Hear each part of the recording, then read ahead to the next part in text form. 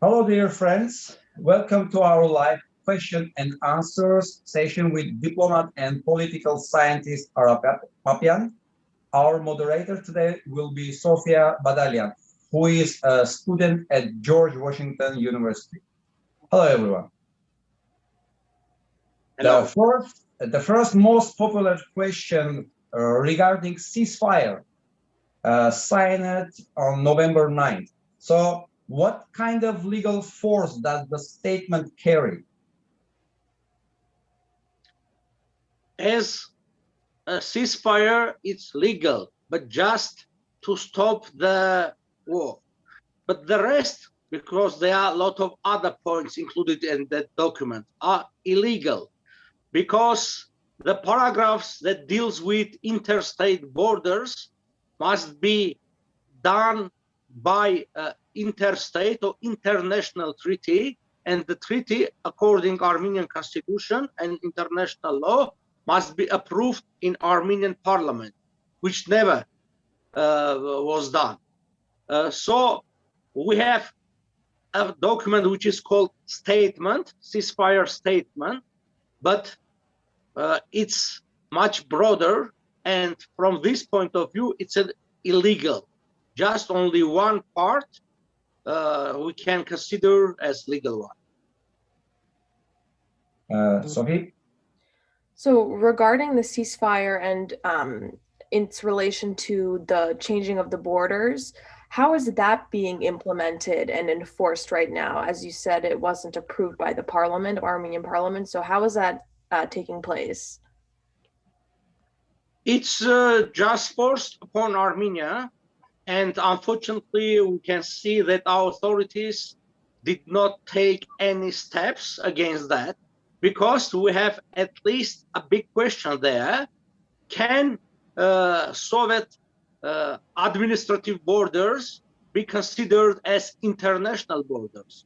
Because here we have one of the most important questions that we spoke about the question several times, about the state succession of the modern Armenian state to the First Republic, which means that we are successor to that republic, and we have to clarify before that which borders are the state borders, because the current borders that are considered by our government as interstate borders, they never have been, because Soviet Union republics, they were just administrative units within one state, but never subjects of international law. They did not possess any international personality, which is very important for that reason. We know that there are a lot of international assessment about the status of Soviet Republic. Let's say there is a law in the United States. It's called Law on Captive Nations, which clarifies that Armenia and other states were occupied, which means that the Soviet Armenia, according to international law, it was occupied territory, regardless how economically it was prosperous or not, how it was successful in culture or in many other fields. According to international law, it was occupied territory. And so the occupier, Russia or Moscow, has no right, had no right, and has no right to define the border. So first must be defined the succession of the statehood, because we know that Azerbaijan, according to their first document, which is called let's say first in Russian, then I will translate. It's called Акт о восстановлении государственной независимости Азербайджана, an act, a document of let's say restating the independence of Azerbaijan Republic, which means they clearly declare themselves as continuity of their first republic, and never Nakhchivan and Karabakh. And when I say Karabakh, I mean much wider territory, bigger territory than Nagorno-Karabakh. They never were part of Azerbaijan, and Azerbaijan never had effective control over that territory. And possessing an effective control, it's an international law term, is very important. And this was also underlined in the League of Nations response to Azerbaijani application for becoming member of League of Nations, and this was the reason why they were rejected. So, based on the League of Nations, what were the borders recognized by the League of Nations for Armenia 100 years ago? You know that after World War I in Paris Peace Conference was held. It took from 1919 up to 1920, from January to January. And the fate and future of German Empire, Austro-Hungarian Empire, Bulgaria was decided within that year. After that, in January and in February 1920, they dealt with the issue of Ottoman Empire. And this issue had two parts. One was the border between the Republic of Armenia and Turkey. We know that it was defined by arbitral award done by Woodrow Wilson on November 22, 1920. And there was another decision by League of Nations which defined the border between Armenia and Azerbaijan and Armenia and Georgia. A special commission was put together, and it consists of the members of Council of the League of Nations, the highest body of League of Nations, British Empire, France, Italy, and Japan. And this special commission issued a special, it called proposals, suggestion and proposals, report and proposals, sorry, report and proposals on the borders of Armenia. And according this document, which means this is the highest document that ever exists in international law about the borders, because League of Nations Council was the highest body, not only Nagorno-Karabakh, also let's say not only Upper Karabakh, but also Lower Karabakh were part of the Republic of Armenia, as well the Nakhichevan was part of Armenia, because Nakhichevan at that time was part of Yerevan gubernia, mainly Yerevan gubernia.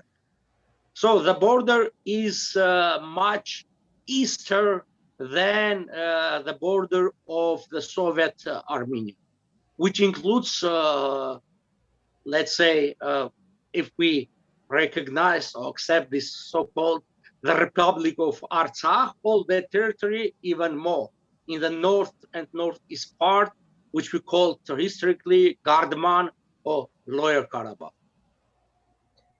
So regarding the Treaty of Sevres that you just mentioned and Woodrow Wilson's arbitral award, do these borders, could they possibly still apply? Are they still valid legally? Yes, legally they are valid, because the basis for Treaty of Sevres and especially for arbitral award are the same as were for the other countries in Eastern Europe and in Middle East. If we regard them as unlawful, what will be the basis for Czechoslovakia, Poland, Romania, Syria, Iraq, Jordan, Israel, Lebanon, and so on? Because all these issues were decided either in the other peace treaties or in Sevres peace treaty regarding Ottoman Empire. And it was done in San Remo Conference, which was held from April 23 up to April 26 in San Remo city of Italy. And the basis for all Middle Eastern countries were defined at that time. As well, the mandates were given to the several states. You know, France got some of them over modern territory of Syria and Cilicia as well. British Empire got over Transjordania, which at that time, and Palestine. And United States got the mandate, or it was proposed, the mandate for Armenia, which unfortunately was rejected by Congress on June 1st, 1920.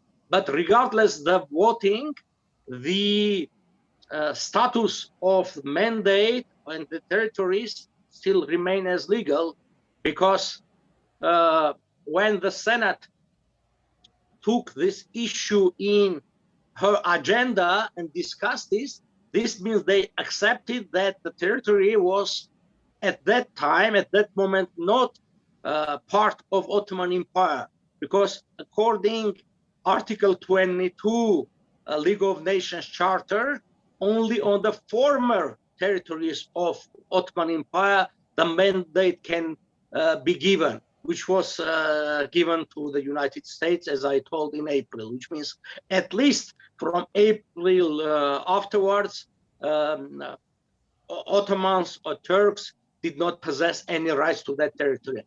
And later on, based on San Remo's suggestions, on May 11th, the draft of peace treaty was given to the Ottomans, and then on August 10, the treaty was signed. I would like to mention that before that, before signing the treaty, Ottomans approved that.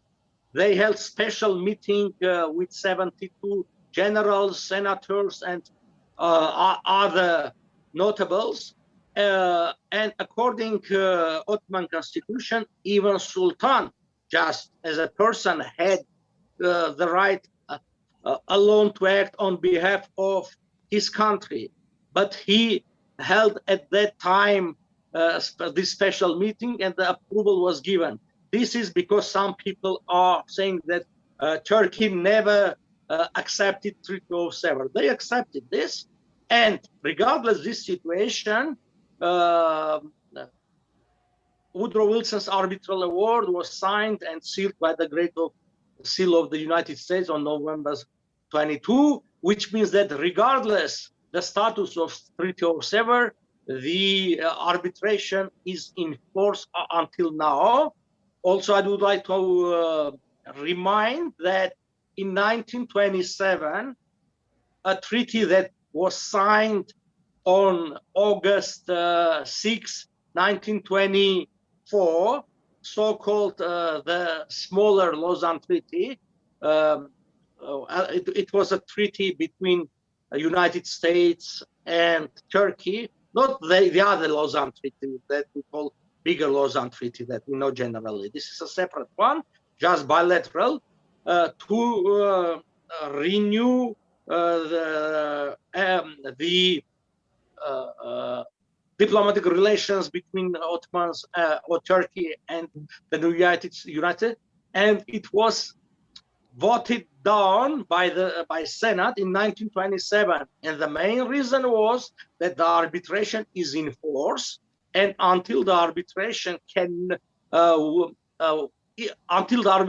will be applied or fulfilled or implemented, any other treaty cannot be ratified with Turkey. So the diplomatic relations between Turkey and United States, they exist from 1928, but they do not have any legal basis for that, because the basis was rejected by Senate. Mr. Papian, I just want to get back to the previous question. So in fact, in 1920s, Armenia, either Azerbaijan, were occupied by Soviet army troops, like by Bolsheviks, right? So the two kind of republics, already not existing republics after occupation, they had territorial divides between them, right? Some territories were took and gives to another party. So actually, what kind of documents under those treatments considering legally this process? Is there any kind of legal document under this process which is making the point to insist that those territories belong to this country or that country? I already told that legally speaking, only there is one international document. This is the report and proposals of League of Nations dated February 24, 1920. But de facto on the ground, actually the territory of Nagorno-Karabakh was given to Azerbaijan or to Azerbaijani administrative control by just only party decision, Kav Bureau of Caucasus of Russian Communist or Bolshevik Party, which is illegal and was illegal at that time, even according to Soviet constitution at that time, Russian constitution, the real power belonged to Soviets, not to party. Party was some kind of organization. It later gained the real power. I mean, Kav Bureau decision was illegal at that time from domestic law point of view and from international point of view. Also, I already told that Azerbaijan, by their first document, they rejected the Soviet heritage, saying that it was officially by parliament that it was period of occupation by Russians of Azerbaijan, and if it occupied, they cannot apply to any document of an occupier to base on that their rights. It's illogical to do. But you see, when they want to use Soviet heritage, they use these Soviet documents. When they want, they just reject them. But regardless all of these facts, like united, let's say the war, civil war, they considered that those parts, they are Azerbaijani parts. Regarding what kind of statement, what kind of documents they made this statement? You see, this is the result of very good job, continuous job of Azerbaijan and Turkey. They have that kind of views that Karabakh belongs to Azerbaijan. They are political statements, not legal. And my suggestion always was that we have to apply to international court to identify the documents and having some kind of decision, either having maybe advisory opinion from international court. We could easily refer to that, saying, you see, there are no documents. Unfortunately, these claims never were properly answered by Armenian government. There is a very used so-called argument by Azerbaijan that the borders of Azerbaijan were recognized by United Nations. United Nations has no right or legal opportunity to recognize any borders.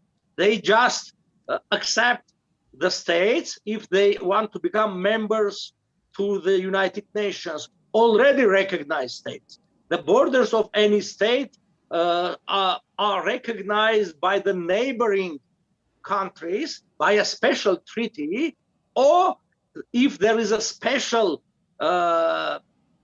body that has that rights. Let's say when I spoke about special commission of League of Nations to decide Armenian borders of the Republic of Armenia, it was special commission that was put together to do that job, that task. It was tasked to do that. Otherwise, no international body has the right to define the borders. Let's say Russia recognized Azerbaijan as an independent state in December 1991. The borders between Azerbaijan and Russian Federation was recognized by a special treaty between these two countries in 2010. So if there is no special agreement or treaty on borders, there is no, legally speaking, there is no border between that countries. Sophie? So, regarding what you've been saying, how legitimate have Nikol Pashinyan's actions been as the head of state so far regarding the document and the border issues and the validity of the Treaty of Sevres? One of the watchers is asking, what are Armenians doing now regarding the treaty? What is Pashinyan's role in this? Unfortunately, Pashinyan and his cabinet is doing nothing as the previous ones. The only time that Armenian government officially spoke about Armenian rights and Wilson's arbitration was in January 2015 in joint declaration, which was issued in Tsitsernakabert with participation of a lot of Armenian organizations from diaspora, parties, two Catholicos, and the others as Armenian government as well. And at that time, there was taken a decision to put together a special working group to prepare that big file, the documents that can be used in future, which is now actually to use that file for filing claims or complaint against Azerbaijan or Turkey. Unfortunately, this was never done, and this creates, or maybe creating a problem for Armenia, because in international law there is an understanding of estopel. Estopel means that when you do not use your rights, you can lose the rights. Let's say use it or lose it. This kind of understanding. They will, let's say, it's quite probable that when we apply Court of International Law, which we usually call Court of United Nations, they will not accept maybe the application saying that Armenia was an independent state for 30 years or 40 years, and during this period never took any step. And with not taking any steps, they agreed with the situation. This is very dangerous. Everybody remembers that Aliyev always was speaking that there is an issue of Nagorno-Karabakh and it's not solved. And from time to time, he was provoking some smaller wars or military conflicts on the border between Armenia and Azerbaijan. Because of that, he wanted to show that there is no estopel on this question, because Azerbaijan, with her actions and words, didn't agree with the situation. Unfortunately, this silence from Armenian government and taking no action can be used against our rights and claims in future in the court. And Mr. Papian, obviously there is sufficient of facts and legal ways to get the problem solved using the legal actions like lawsuits without any war. But in fact, Armenian government never did any action. What's the problem? I mean, it's obvious you could do the job without having any losses, any war, any economic, any physical losses, to avoid the war, to solve the problem in a very nice way. What was the problem? I mean, what was the issue to not doing anything? Is there any explanation? I cannot answer to that question because I don't know the answer. Several times I asked this question to Armenian authorities saying, why you do not take any action? Because let's say to the whole action, which we will be divided into 3 parts. The first step, let's say, it's gathering the documents, information, analyzing. The second one is legal assessment and preparing the court case. And the third one, going to court. All will take 4 or 5 years, and totally, including the court process, $4-5 million, which is nothing for even for Armenian statehood, 1 million per year. But it never was done, and I never got any explanation, because some were non-officially telling me that, okay, if we lose this, how we will deal with. First of all, if we'll prepare our claims, it's really very solid, has very solid base. But the answer is also that taking an action always is very important, because okay, if we'll not get fully satisfied, at least we can have some other satisfaction, let's say opening the borders, or the cultural heritage on our territories, or exterritorial investment, right, and so on. It's possible. In my concept of the solution of Armenian question, I have written all these intermediate steps that possible to get, because we have to understand that not only changing the title of the territory, which is the final step, it can have several steps till that, a precursor to the final solution, which will be very important for Armenia. Let's say now Armenian government is speaking about opening the border with Turkey. I myself against of that, because it will not give new opportunities for Armenia, but it will challenge our economy from Turkish side. But anyway, if they want to open that, it's much easier to do through international law and force them to do, because if it will be open by Turkish will, they from their side, they can easily find any kind of excuse and close the border anytime when they want to do that. Mr. Papian, doing nothing by Armenian government is assumed that the reason they didn't pursue national interests maybe just because of interest of some other countries. We all know that Armenian government never was independent. They were always put by Russian government.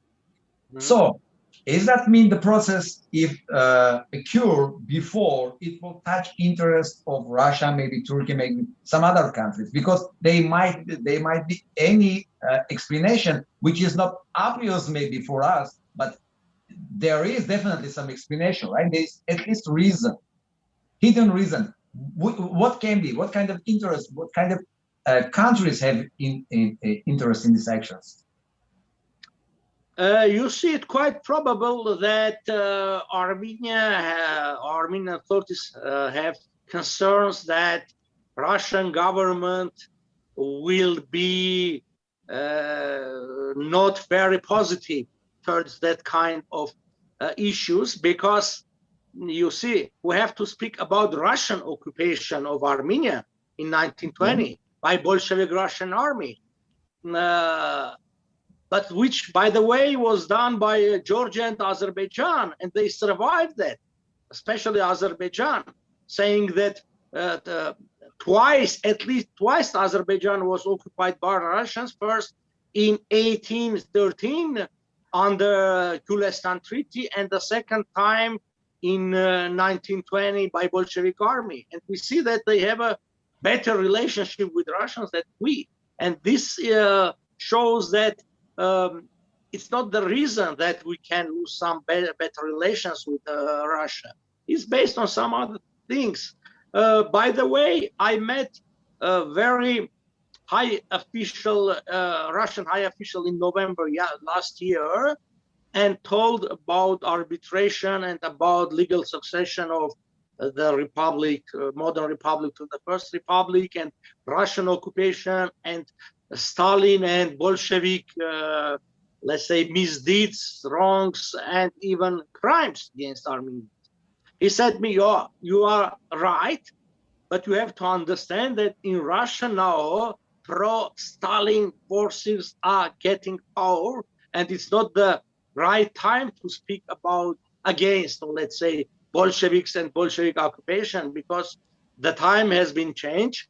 During Yeltsin, it was much easier to do, and Georgia and Azerbaijan did. But now we see that, according to Putin himself, that Soviet Union or dissolution of Soviet Union was the biggest catastrophe of 20th century, and he is trying to rebuild Soviet Union from scratches.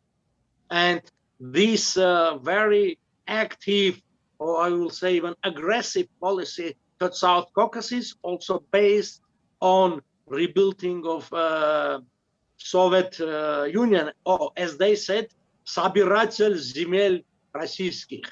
What they want to do is this some kind of 19th century approach to modern policy. Now, the other empires, let's say British Empire or France, they also were big empires, which was not so bright, also had a lot of black pages, but they overcame already this heritage. Sometimes they also gave political, historical, even legal assessment to that, the periods. But in Russia we see glorification of Russian imperialism. This is very dangerous. Okay. Speaking to this point that you just brought up about Russian imperialism, and I think a lot of Armenians have a question as to why Russia wants to stay so involved in the region. It just continues to reinforce the self-prescribed regional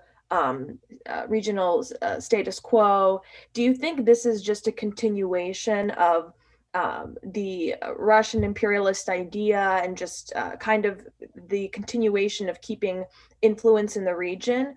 Or are there any other reasons that Russia could be so interested in keeping control of this territory, of this area, and of Armenia in general? I think that Russia, and they spoke about this several times officially, see the West as the main enemy for them. And let's say Peskov, spokesperson for Putin, told that we have less disagreements with Turkey than with West.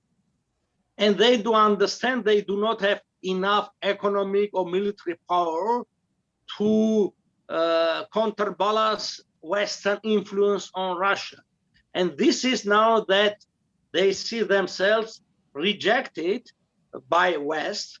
Turkey as well has complications in her relationship with West. And these two countries, they are coming together and they want to create some kind of synergy, Turkish, Russian, we call it union or some kind of alliance or something that against West. And in this situation, Armenia, that usually we consider as an ally to Russia, becomes obstacle for Russia. As it was in 1920, the same situation. We can see that it repeats herself, the situation that Armenia was fighting for Russia, and Armenians were fighting for Russia. And Armenia, the First Republic, was the only country in South Caucasus which was faithful to Russians until the end, fighting in Baku, before that in Sardarabad and so on. But when the Bolshevik Revolution happened and the idea was changed that now it's the time of world revolution and it could be done through Muslim world, it shows that at that time they had to change their general policy. And Armenia, as I told, became an obstacle, and they wanted to go to and implement world revolution by Turks. The same situation we can see now, that they see Armenia as an obstacle and see Karabakh as just a small military base for them. and now they are trying to please Turks in all ways that is possible. And also we can see that Turkey bribes Russia. Just I read today an information that Turkey will buy 30% more natural gas from Russia.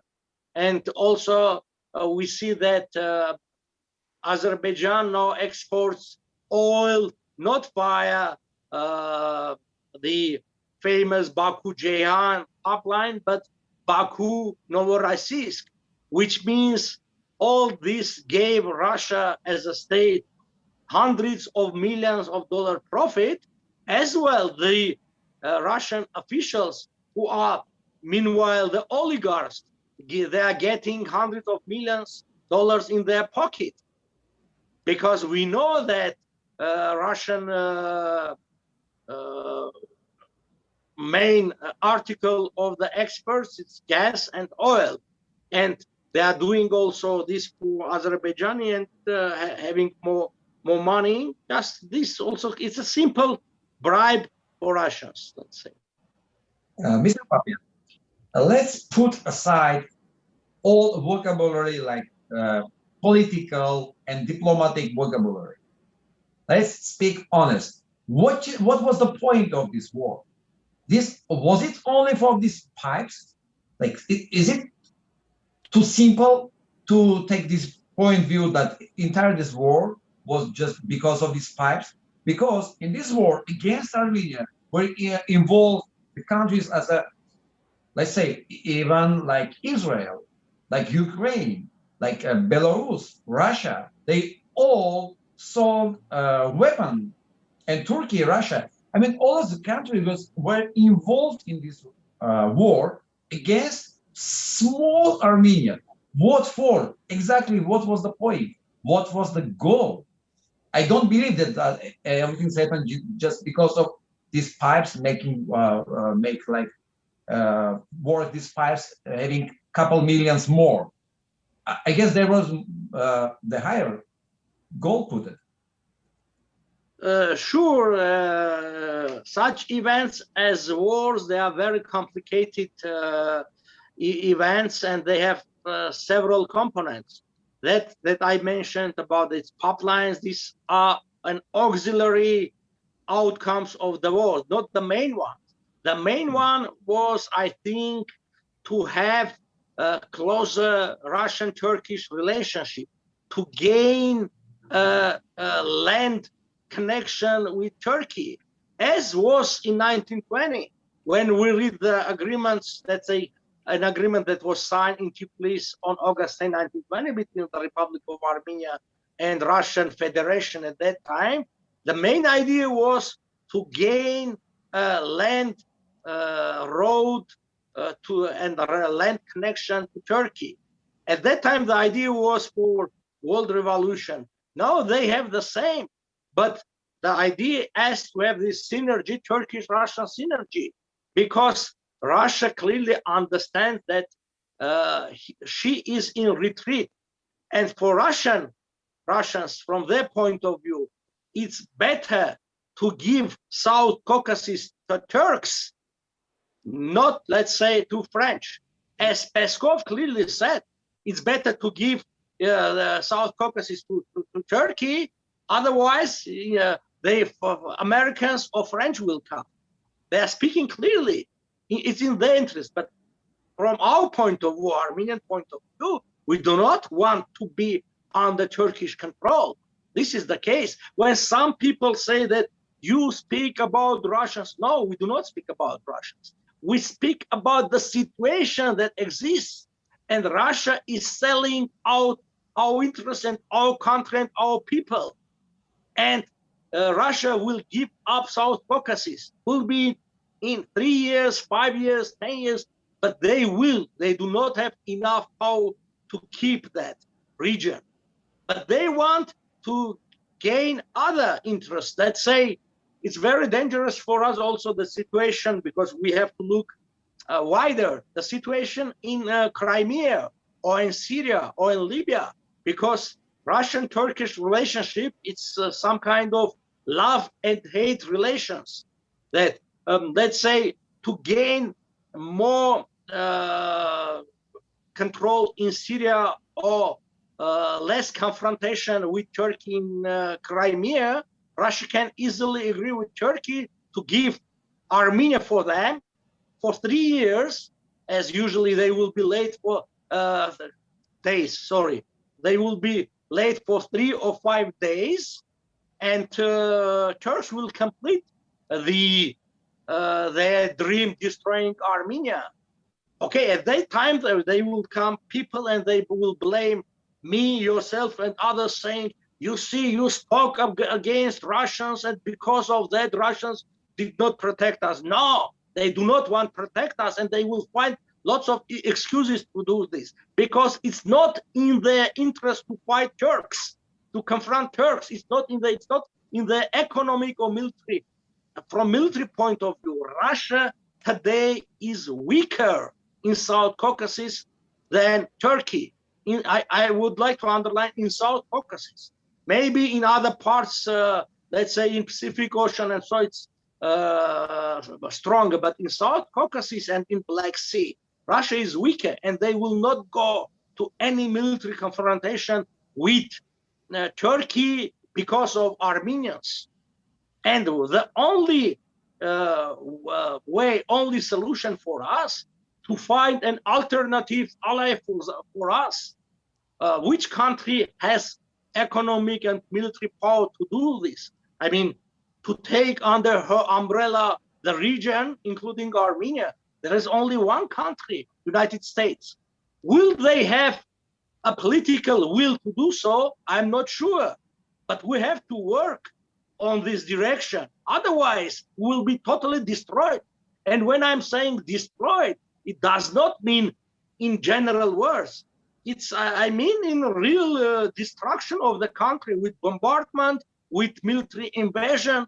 When we are speaking about this regarding Karabakh, everybody was saying it is impossible because Russia is backing us. We saw that. Who is backing whom? And Russia was the main supplier for weapons to Azerbaijan. The same situation we now see in Sunik, in that part of Armenia, in the southeastern part of Armenia, which is one of the most important parts of Armenia. And the next goal of Turks, and saying Turks, I mean Turks from Turkey and from Azerbaijan, is to gain wider connection with other parts of Turkey. And I was listening an interview by Lavrov, Foreign Affairs Ministry, Minister of Russia, some 2 days ago, and he was totally in denial of these plans of Turkey, of pan-Turanic, pan-Turkic, and saying, and it was clear that he is just afraid to accept this, because if he will accept, there are some not only ideas but also programs. They have to act, but how they can act? They cannot, because alone they can't. They have to become closer with the West, but they hate West, and this is irrational hate for them, and because of that, they cannot. They cannot have a real policy in the South Caucasus fighting back Turks economically or militarily. I guess they could stand against this program, just simply to not betray Armenia, to not let alone Armenia, and not help the enemies of Armenia and in reality of Russia.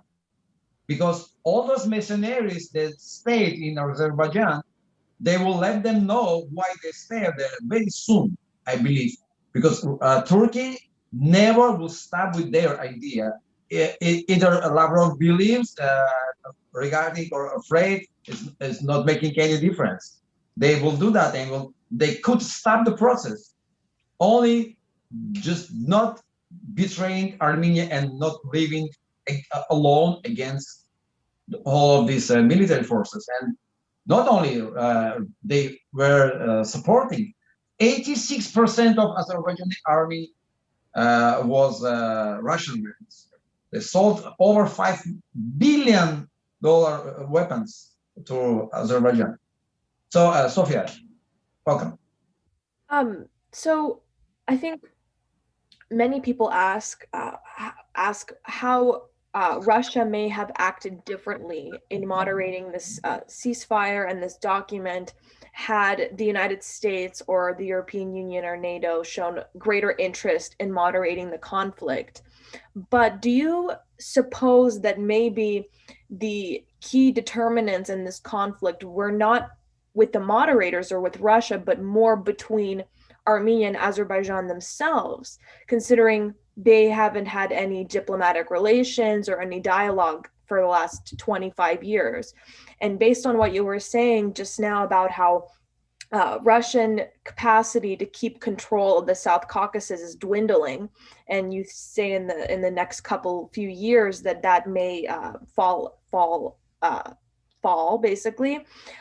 Do you think that Armenia and Azerbaijan, if they restore relations and somehow find a way to broker this situation and fix this conflict without Russian intervention at all, do you think that could be a way to remove them from the region and kind of take back control of the situation? And obviously now that this situation has escalated to the point of war, but had they avoided that in the beginning, do you think that would have been a way to distance Russian involvement? First of all, I do not think that it was and it is possible directly to negotiate with Azerbaijan, because their demands are so illogical and are so high, even now after the war. They speak about liberation of Gökçe, Zangezur, and Yerevan. And on the highest level, the president is speaking about this and several times. Also, Azerbaijan never was alone. Turkey was at least behind Azerbaijan always, especially these last 10 years, supplying with modern ammunition, with these famous drones and so on.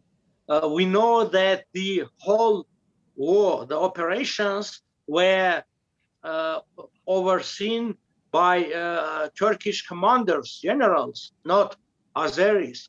And Turkish intelligence services were used for that. Their special aircrafts were used on, which means that if the problem was that Azerbaijan was with Turkey, in part was with Pakistan and some mercenaries from Syria.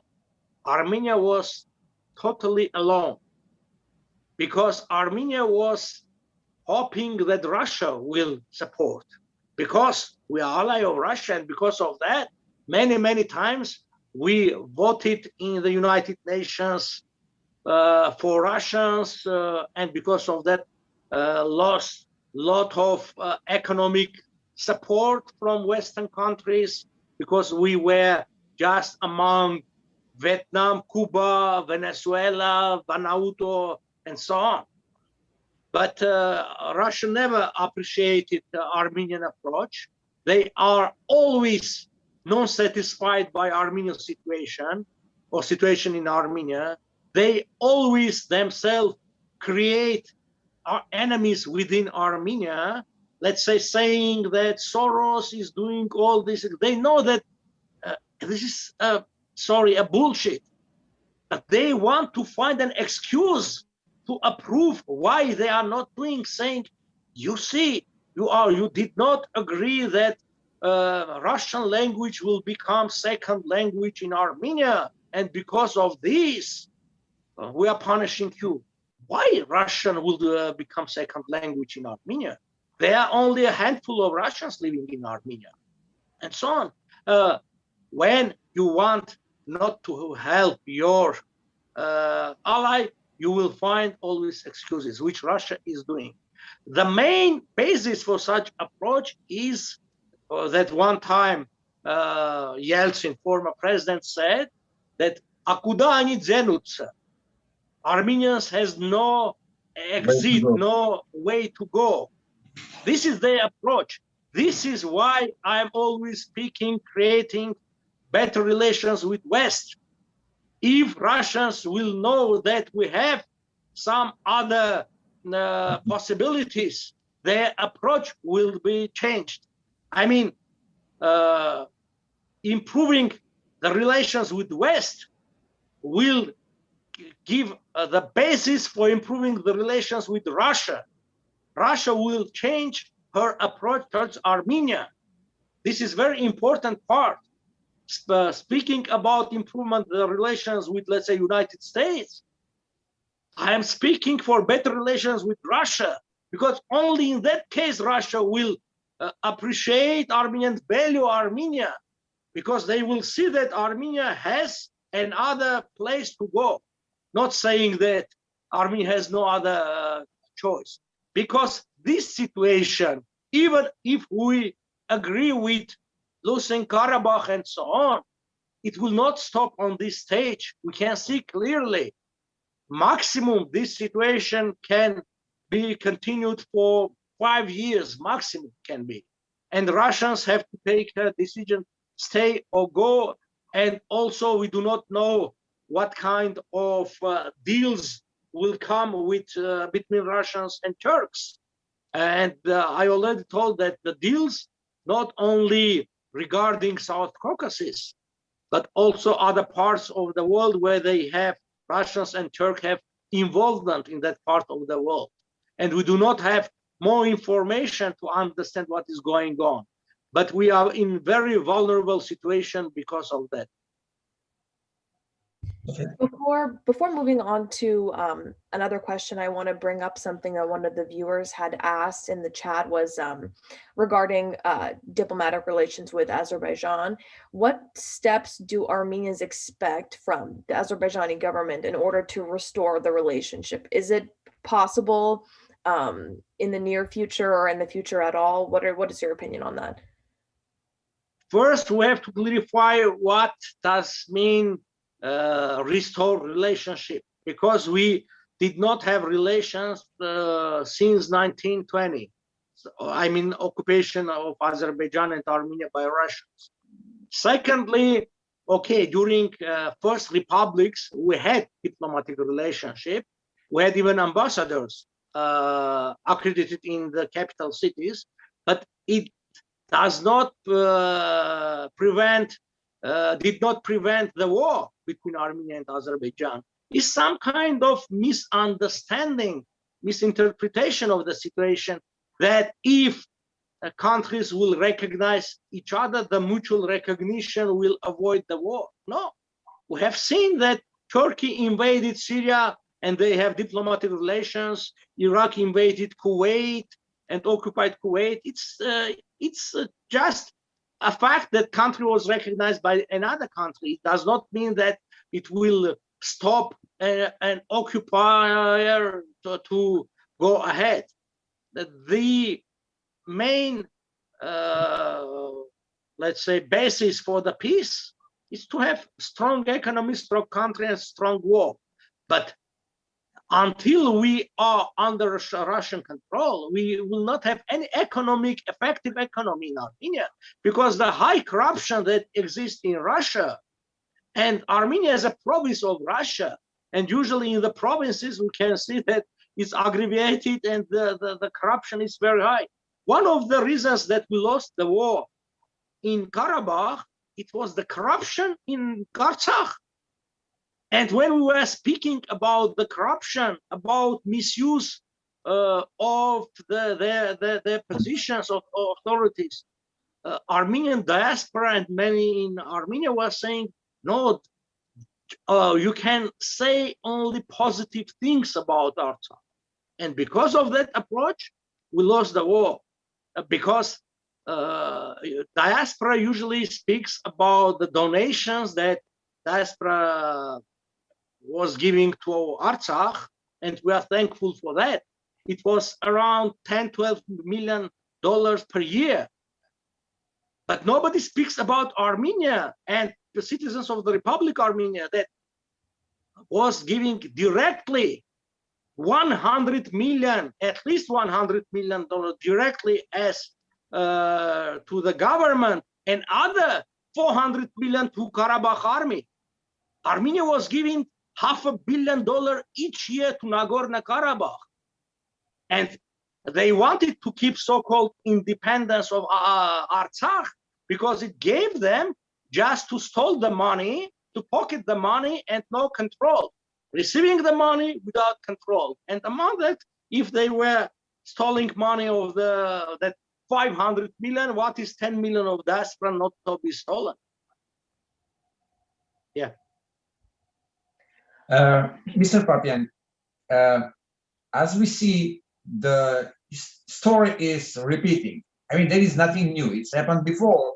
It's going to be happen in future if we will not change our behavior. How could Armenian government rely on Russia, seeing always the same way of treatment, same behavior?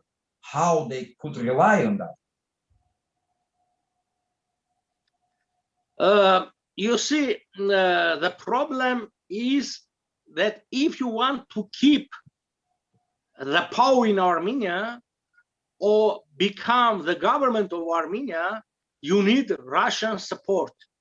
Russia is very strong in Armenia with her agent, people of influence, Russian TVs, and the first language for many Armenians until now in Armenia is Russian. And all Armenians watch Russian TVs, let's say, which is forbidden in many European countries because it's clear-cut propaganda and they are under that propaganda. And in this situation, the only way to keep the power, let's say Nikol Pashinyan, if he wants to keep the power, he needs to create, let's say, better relations with Russia, which is to implement what they will ask. Let's take an example. You remember that Nikol Pashinyan spoke about 60 million of misused money in South Caucasian railroads, Южно-Кавказской железной дороги. And then Lavrov spoke against that and told, never dare to speak about this, it will stop. I mean, how we can fight the corruption in Armenia where all main fields of Armenian economy, energy, gas, railroads, and many other parts, nuclear power station, are given to Russia or as property or them as a concession. This is the problem. The people very often tell us, I mean National Democratic Pole of Armenia, Azgan Ժողովրդավարական Բևեր, okay, speak more pro-Russian, be more pro-Russian to have more votes. They are right. If you aim, your goal is just to have votes and become a member of parliament. But it's not our aim. We want to improve the situation. We don't are running after the chair in parliament. And this is the case. Everybody knows that Russia controls the inner situation in the country. And this is that we are in a position when we speak frankly, clearly, which happened in Armenia, we can see that Russian propaganda always is creating a big anti, let's say, the Pole, Hakka Beverakan, let's say, anti-Pole movement and commentaries all over there. And I am sure that after this program, we'll see that many of them will write against me and against other political powers that see the reality. It's a lot of falsifications, call and name, Sorosakan, and many, many other things, because they want people to be just under Russian influence. And but we don't want to be one of that 17 parties that, you know, they are fighting Nikol Pashinyan, but they are fighting in that way that showing Russia that we are more pro-Russian, as happened with Nikol Pashinyan. Nikol Pashinyan was criticizing Serge Sarkisyan to be very pro-Russian, and now he came and became more pro-Russian than Serge Sarkisyan or Kocharyans were, because at least Serge Sarkisyan rejected to send a unit from our army against the West in Syria, but Nikol Pashinyan did. And it's very strange when people say, why West did not support Armenia during the war? Are you foolish? You are fighting against them, against Western interests, and you are asking West to support you. Be thankful to United States and West that Armenia is not under punishment, under the blockade, because other country, I am sure, if instead of Armenia, there was another country doing the same, sending a unit under Russian flag to Syria, the country would become under punishment and blockade. But until now, we are getting support from West in money, in technology, and humanitarian aid. This is the situation what they have on the ground. What do you think, Mr. Papian, after this war? So it was obvious what's going on, who is our enemy, who is our ally. Is there any changes in people's mind, I mean, like in values? Is there any changes? What do you think? Yes, we can feel that we are having more and more support from people, and people are changing their minds, because you have to be blind to not to see what is going on. Also, people are concerned, even afraid of the situation, because if before the war, the understanding was that Russia will not leave Armenia alone. Now they are saying, even people who are saying will not leave alone, but you can feel that they are not sure saying this. This is very important part. They are not sure because they know that, and they understand that for Russia, relationship with Turkey and Azerbaijan, especially when they will gain this direct access to Turkey, is much more important.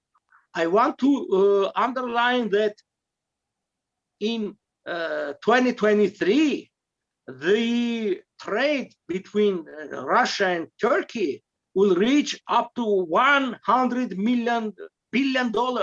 $100 billion. It's the highest volume that maybe China will be the first, Turkey will be the second one. And also,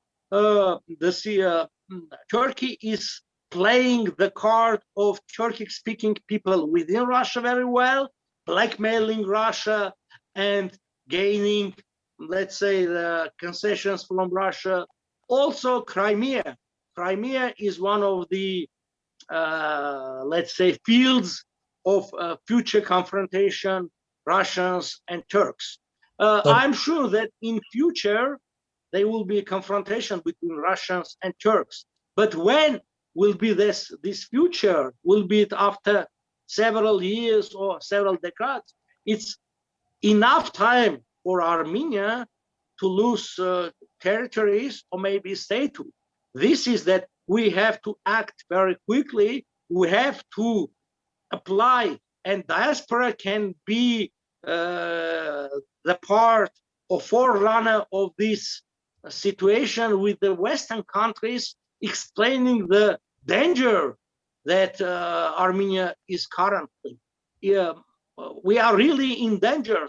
If we compare the situation in Armenia or around Armenia, maybe this is the most endangered country currently in the world, because even the other countries who are fighting each other, the level of hate is not so high. let's say Arabs and Israelis, they live together. There are more than 1 million Arabs in Israel living there. Arabs coming and going to Israel for work.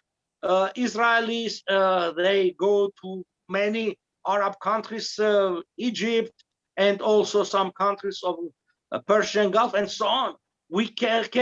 They have this confrontation there in many other parts, but people more or less live together. We have seen that when 1, 2, or 5 civilians remained in Armenian villages in Nagorno-Karabakh, they were tortured and killed.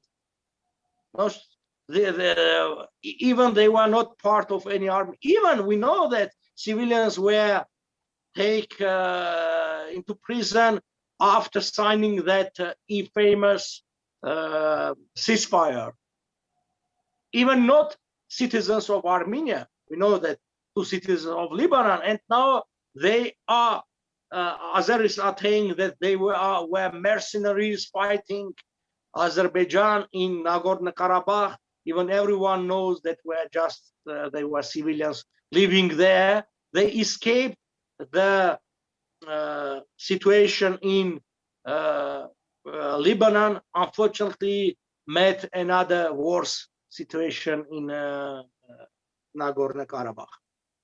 Mr. Papian, I just remember on the beginning of the war, when European countries, they start to blame Turkey being involved in the war. Do you remember in Vienna what's happened? Some guy took a gun and killed many people on the street in Austria. Mm-hmm. Does that mean like any countries which will dare to speak loud against of action Turkeys, even illegal action Turkeys, they will be punished? That's why maybe Russia feels himself like as a hostage. Yes, the countries are blackmailed by Turkey several times, especially Russia. Advisor to President of Turkey several times told that there are over 20 million Turkish people living in Russia, and they can destroy the country from within. The same, let's say, with Europe. Erdogan was blackmailing European countries, especially Germany, France, that you will have problems. In reality, they had that problems, as you mentioned already. And now there are some linkage of information from military intelligence that, and head of military intelligence of Turkey spoke about that many political activists in Europe were killed by the order of state of Turkey. They were, let's say, of Kurdish origin, of local origin, and so on. This really because creates a hard situation for the countries. And you know, the European civilization now is non-confrontational. The understanding is if we will be nice, warm, soft, nice to others, others also will be will have the same approach to us. It's not a realistic vision. What is going on in Europe now? Armenia has passed a millennium ago, maybe 700 years ago. The same situation was when Turks came to Armenia, historical Armenia. They were in minority. And then step by step, from year to year, from century to century, they gained power, and then political power, and then economic power, and the final stage was the genocide.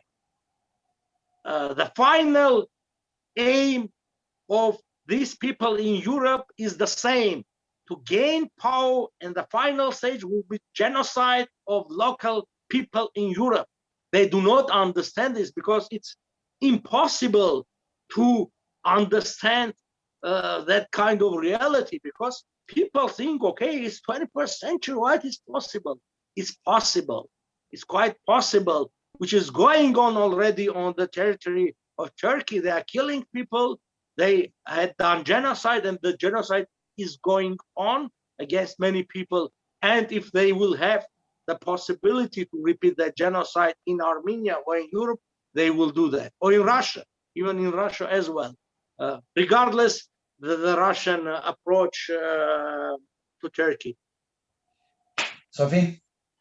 Mr. Papian, I was going to ask again about, so you mentioned the role of diaspora briefly, and I want to ask you, I think personally many Armenians are often under the impression that we must rely on Russia for security guarantees and other things because they don't see a way out. And as you mentioned, Russia is also kind of in the same situation where they see Armenia as having no other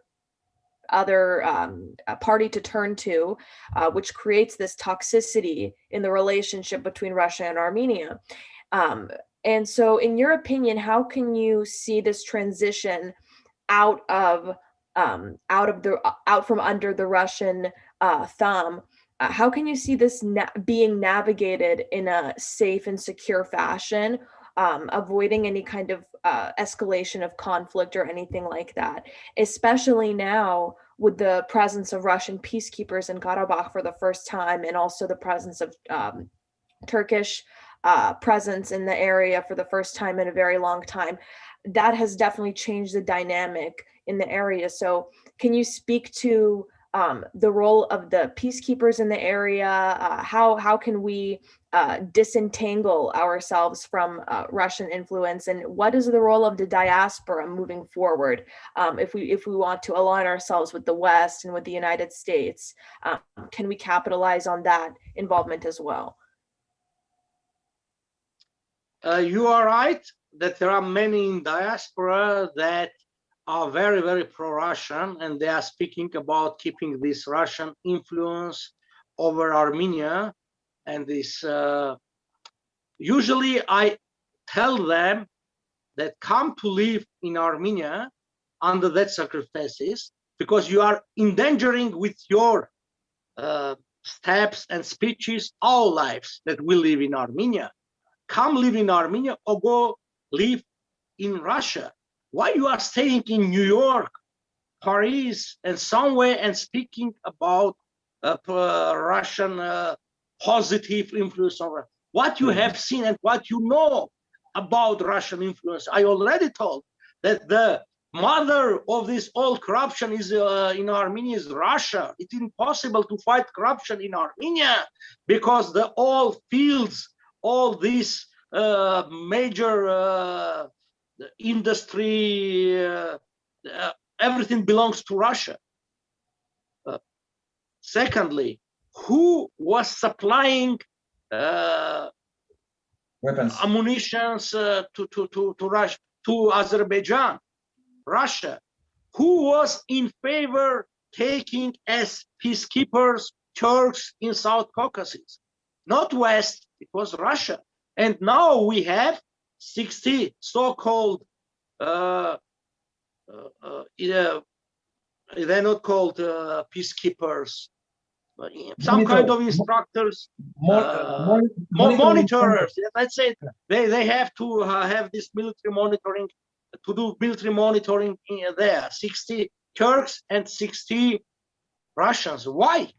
Why Turkey was given some kind of privilege? Turkey was not part of Troika. It was Russia, France, and the United States. And by the way, United States proposed Armenia to send Scandinavian peacekeepers to Nagorno-Karabakh. Why Armenia rejected this proposal?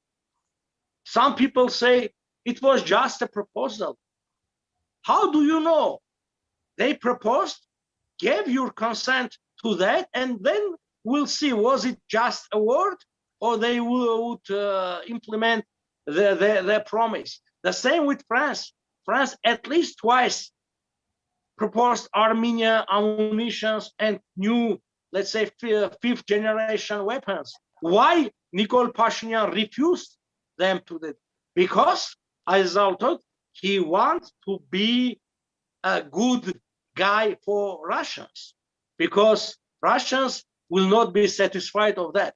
And because of this, not having these modern weapons, we gave thousands and thousands more victims in Nagorno-Karabakh. What we have to do, first of all, in Karabakh conflict, we have to do everything to restore the troika of Minsk group. I mean, United States, France, and Russia, all three countries must be involved in the solution of Nagorno-Karabakh, which means we have to underline that Nagorno-Karabakh conflict is going on. It wasn't solved by a war, because war was violation of the first principle that always was discussed during these almost 30 years of negotiations, not using the force. The second one was self-determination of people, and just the third one was the so-called integrity of the borders. And what we have now, only Azeris gain of this situation. And this is why, at least in the first stage, involvement of United States and France. The second one, direct negotiations with the United States to become non-NATO, it's called major non-NATO ally to United States. There is a special law in the United States. Many countries have this status. Let's say South Korea, Israel, Australia, New Zealand, and so on. Why we can't? We have at least to negotiate this, to try to have it. And if Russia will betray Armenia, they will betray in any way. This is the case. We do not have other choice. We have to find other countries, maybe alongside with Russia to secure our safety of the country, of the people in Armenia, because the economy, and also we need more investment. Can Russia have this investment in Armenia in near future? I have big doubts. Not because Russia herself is in their situation. They do not have real money to do this. And Putin spoke about food,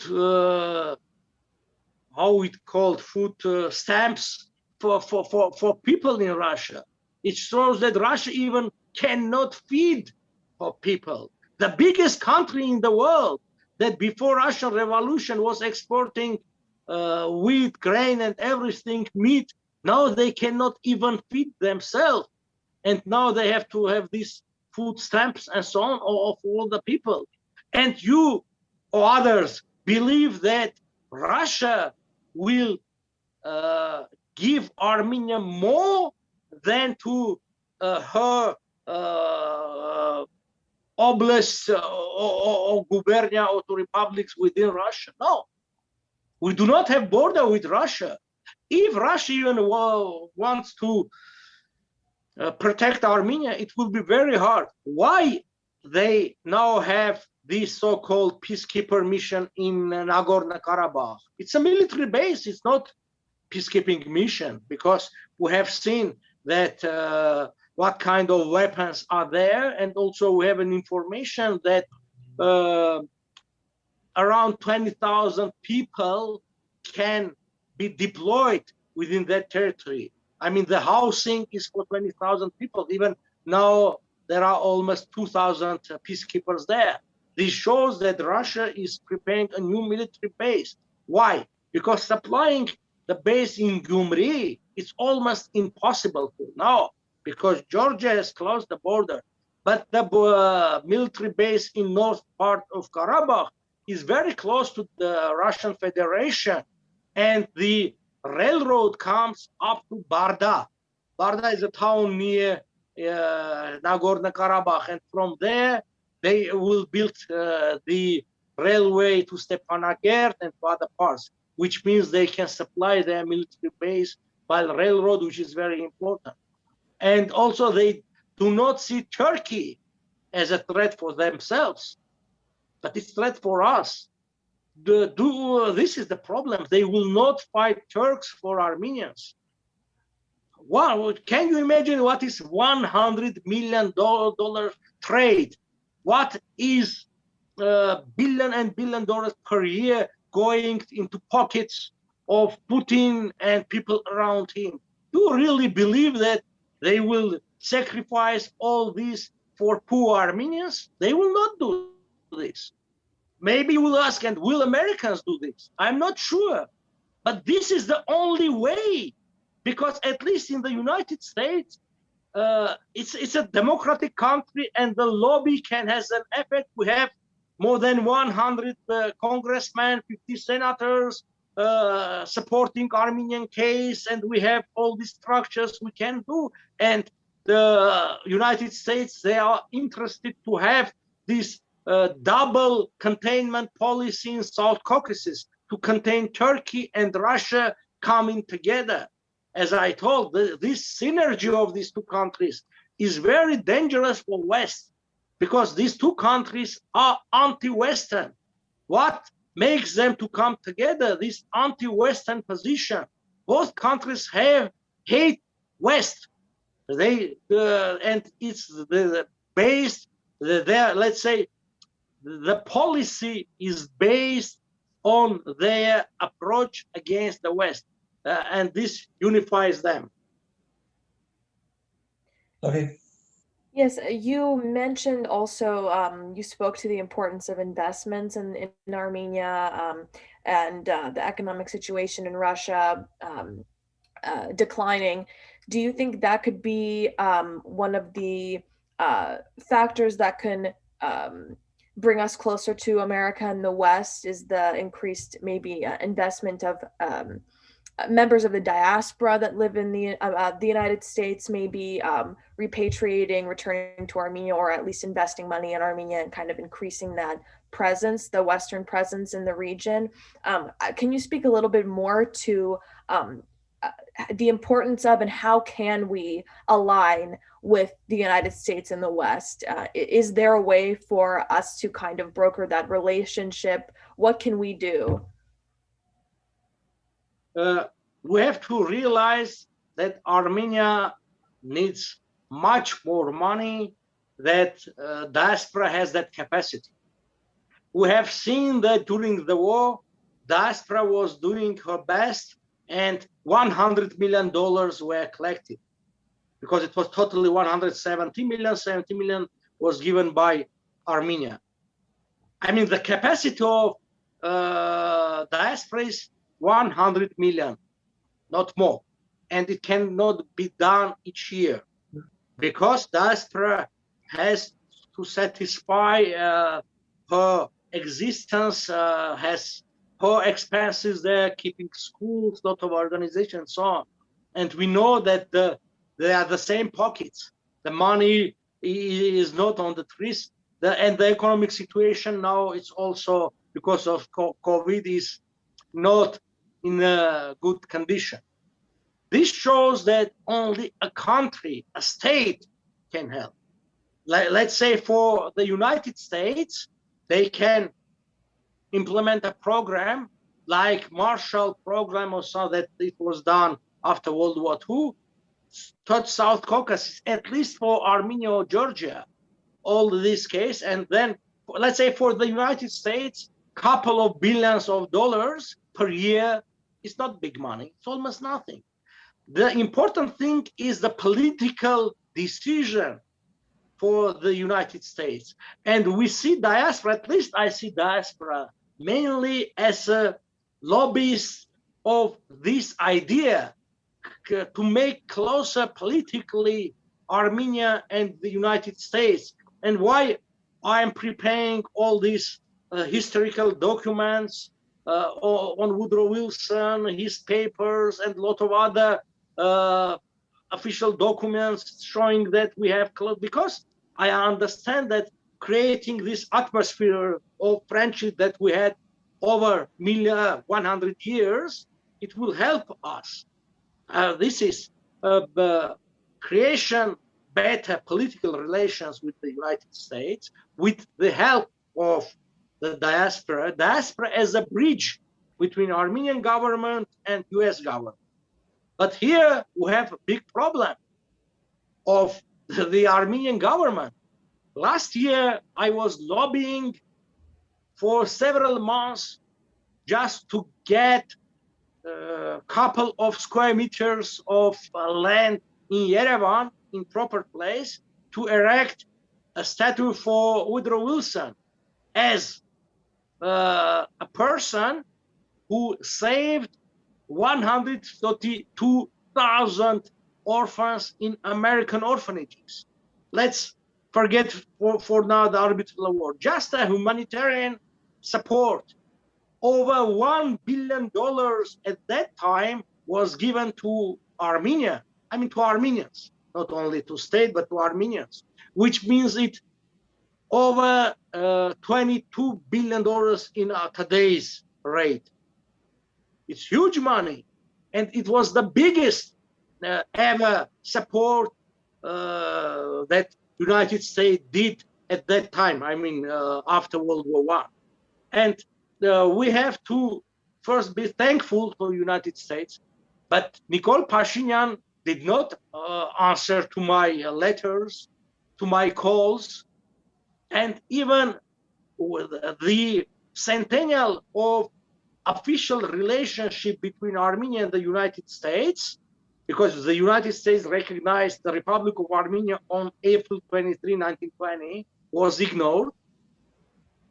The centennial of arbitral award by Woodrow Wilson was ignored. Everything that deals or relates to the United States is ignored in Armenia. And this is why in this situation, I have doubts that the Pashinyan government will have courage and political will to act properly.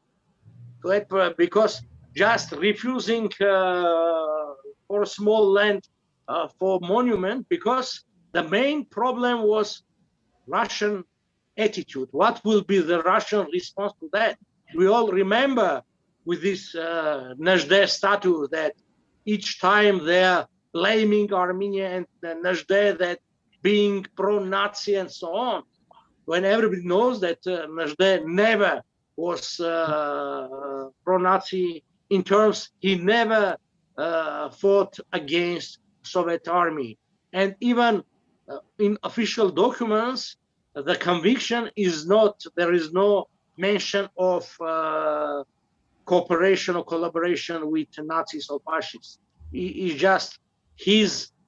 was reminded that he was fighting Bolsheviks in 1920, in May 1920 up to July 1921. Papian, I think Armenia needs mostly political investment, not money, because even the billions will flow to the Armenia, billions, it will be just pocketed by someone. It will be not any changes there. If there is no political investment in Armenia, if the political system will stay the same, there will be nothing changed. But if the political system will change, become more civil, not for me, there is two political systems. This is Russian political system and Western type. Russian corrupt political system and the Western more democratic system. If Armenia will become more democratic system, political-wise, there will be a lot of changes. And even a couple millions, they will make sense. But if we will stay the same corrupt system and the billions will flow to Armenia, there will be not any changes. This is my belief. Sophie? Yeah, based on what you just mentioned about the political process and the importance of shifting our government processes to distance from Russian corruption and the Russian way of going about things in our politics. And so how can we build an Armenian government that puts the Armenian national interest above everything else, above Russian interest, above Russian economic interest, political interest, and their needs above ours? How can we push for a government that will put our needs first? I totally agree with Vardhan that everything is based on political situation, political investment, how it can be changed. Support the parties and forces in Armenia that are eager to create a national independent state. This is because without solving this basic step, the rest is meaningless. Yeah, it can have some short term effect and so on, but in the long term, see, Nagorno-Karabakh, we were speaking of recognition of Karabakh as part of Armenia based on League of Nations, this and so on. And because of that, Armenia, it would be possible to blame Armenia as an aggressor. They didn't listen to us. And so we lost Karabakh, at least for this time. And with hundreds and hundreds, billions of dollars investment there. This is, I was asking diaspora for tens of thousands of dollars to keep alive my TV in Yerevan that was broadcasting in Talishi language, in local languages of local people, autochthon people in Azerbaijan, also in some languages in Turkey. I was refused. That all money went to Karabakh to build churches and so on, maybe some schools. My understanding was it's better to make weaker from within Azerbaijan, to destroy that country, because it's a permanent danger for Armenia. Okay. I was ignored. The money went because, you know, the approach of diaspora, հայրենի իշխանությունները պետք է լագսեն. Okay, պետք է լագսեն. Assin, the money went there because, and especially to Karabakh, as I told already, because in Karabakh, it was much easier to steal the money because it was totally out of control. And so what we see, the money, what is the result of the money which was invested in Karabakh? Where are the schools? Where are the hospitals? Where are the roads there? This is the case. First, the political issues must be solved in Armenia, in Turkey, and in Azerbaijan. And the rest comes over that. Without that, it's meaningless to do anything, because for a short time, it will give a positive effect. Later, we lose this one. And now support the forces and parties in Armenia to calm them into power, and then they will implement the national program and national ideas. Otherwise, okay, Nikol Pashinyan is saying and his group that we have to open the borders with Turkey if they even want to have their preconditions, because they put some preconditions: refusal of genocide, refusal of any Armenian claims. We have to officially speak, and I don't know what will be Nikol's decision, and nobody knows, because one day he can just wake up and we can watch and listen on his live that he's speaking about that very important things as he used to do, without any consultation with any party, any group, including his party or his faction in parliament. Sorry. Thank you. I think so. I also want to ask you, moving on a little bit to the role of the European Court of Human Rights in this case and in these disputed territories questions.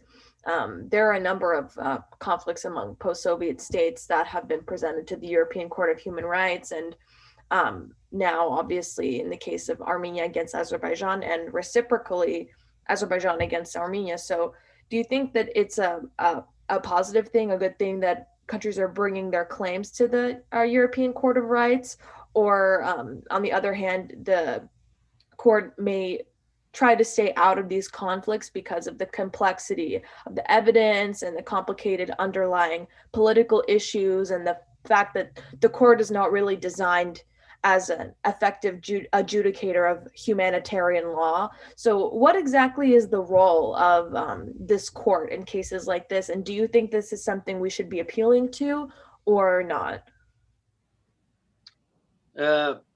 Azerbaijan complained to European Court of Human Rights of Armenian violation of humanitarian law, as well Armenia did. But this nothing has to do with territories.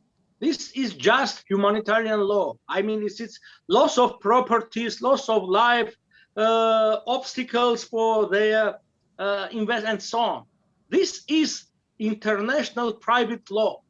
I mean, it deals with people, with person, and not the territory. And for territory, we have to go International Court of Justice, which is part of United Nations, and there to discuss the issue of validity, let's say, arbitral award, League of Nations decisions, and many other things.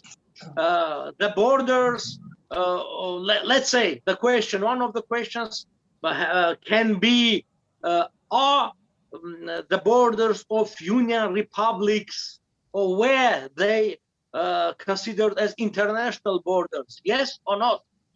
Or can Soviet Republic Union consider as subject of international law? These are very fundamental questions, and after that, our claims can be based on it. If not, I mean, if they are not subjects of international law, the borders cannot, and so on. But this will take at least, I want to underline, at least several years. It's not so easy to do. And we can see that for now, we did not receive, and I'm sure will not receive, any support from government, any support for government to do this. This is done, and is done by a group of people, by their support. One of these highest ranking, we are Armenian, and so on. But you see, it's almost the same situation when Fidai groups are fighting 21st century army with Bayraktars, because their capacity and possibilities are much wider, and let's say we have problems to buy the documents that we need. Let's say just only to buy the collection of the documents that are available now. They are available, they are published. We need at least $50,000. We need another, let's say, $10,000-15,000 just for National Archives of the United States to buy the documents. It's just buying. It's not reading and classifying them. Let's say in one DVD, it's almost 1,000 pages of documents. You have to read all these documents to understand, to see which one can be used and in which way. This is very hard job. I proposed to Kocharian in 2003 all these things, and my goal was to prepare for 2015 I did not receive any support. And at that time, I was considering that within 12 years, it is possible to do. As I mentioned already, that in Tsitsernakabert in January 2015, there was all nations, Hamazgayin, declaration that we have to prepare all these files, these Takhtatsarar. What are the results? Nothing was done. Nothing was done until now. And from 2015 now, 21, 6 years, within 6 days, nothing was done. As long as we are here, just I want to remind the people who can watch us now live and later on. So we start the process lawsuit on the Hague International Court to finalize the program which Papian mentioned. So we need financial support. As Papian says, there's a lot of expenses which can handle like state. It's very difficult for us to do that, but we have no choice. If we will not do that, state will not do that. We will lose whatever we have, whatever is remain. So please support the program. We are Armenia and the Papian project to save a country. Sophia. Yes, thank you. I think again on the international law topic, I think Russia deals with international law in a very selective way. I think Russian law or Russian constitutional provisions are allow Russian law to be placed above international law. How do you think this plays out in a conflict like this? Russia is becoming more and more isolated and anti-Western. Just last week, Lavrov, Minister of Foreign Affairs, spoke about limitation of all kinds of contacts and relationship with European Union, which means that another iron curtain, we maybe sooner would close Russia. But the problem for us, Armenia is part of the so-called Euro-Asian Economic Union. This organization headed by Russia, which means that we one more time will remain on the other side of this iron curtain with the very, very negative consequences for us, because there will be no investments in Armenia, no real market in Armenia, because Russian market also becoming poor and poor. This will give Armenia, let's say in this way, pro-Russian policy of Armenia will give Armenia just to survive losing step by step territories, sovereignty, and so on. But at the end will total destruction of the country. Our approach is fundamental change of policy. Is it risky? Yes. But it's the only way. It's almost the same when you have a close relative that you know if you will not do anything, he or she will die, because the process going there. And you have a risky operation. But the only way that that person will be saved, or the possibility will be that will be saved on going to the surgery. It's up to you to decide. My understanding is it's better to try now. Otherwise, within, I don't know, 10, 15 years, the population of Armenia will be less than 2 million people, and half of that will be retired people, and the country has no real possibilities for the development, because without investment and without new markets for Armenia, and most of all, without safety, Armenia cannot survive. Mr. Papian, you many times emphasized Russian West. What is exactly the reason of this confrontation? Which is the major difference between these, say, parties? It's irrational approach of Russians.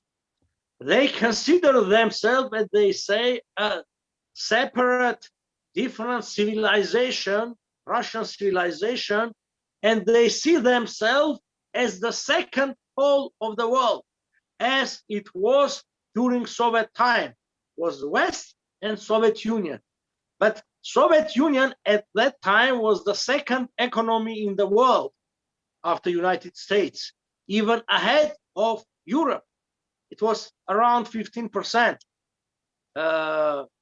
Some 14% was Europe and some 23% United States. Now, United States, again, they are 1/4, 20% or even 26% of world economy. The same European Union, which means they together more than half, and Russia just 1.4%.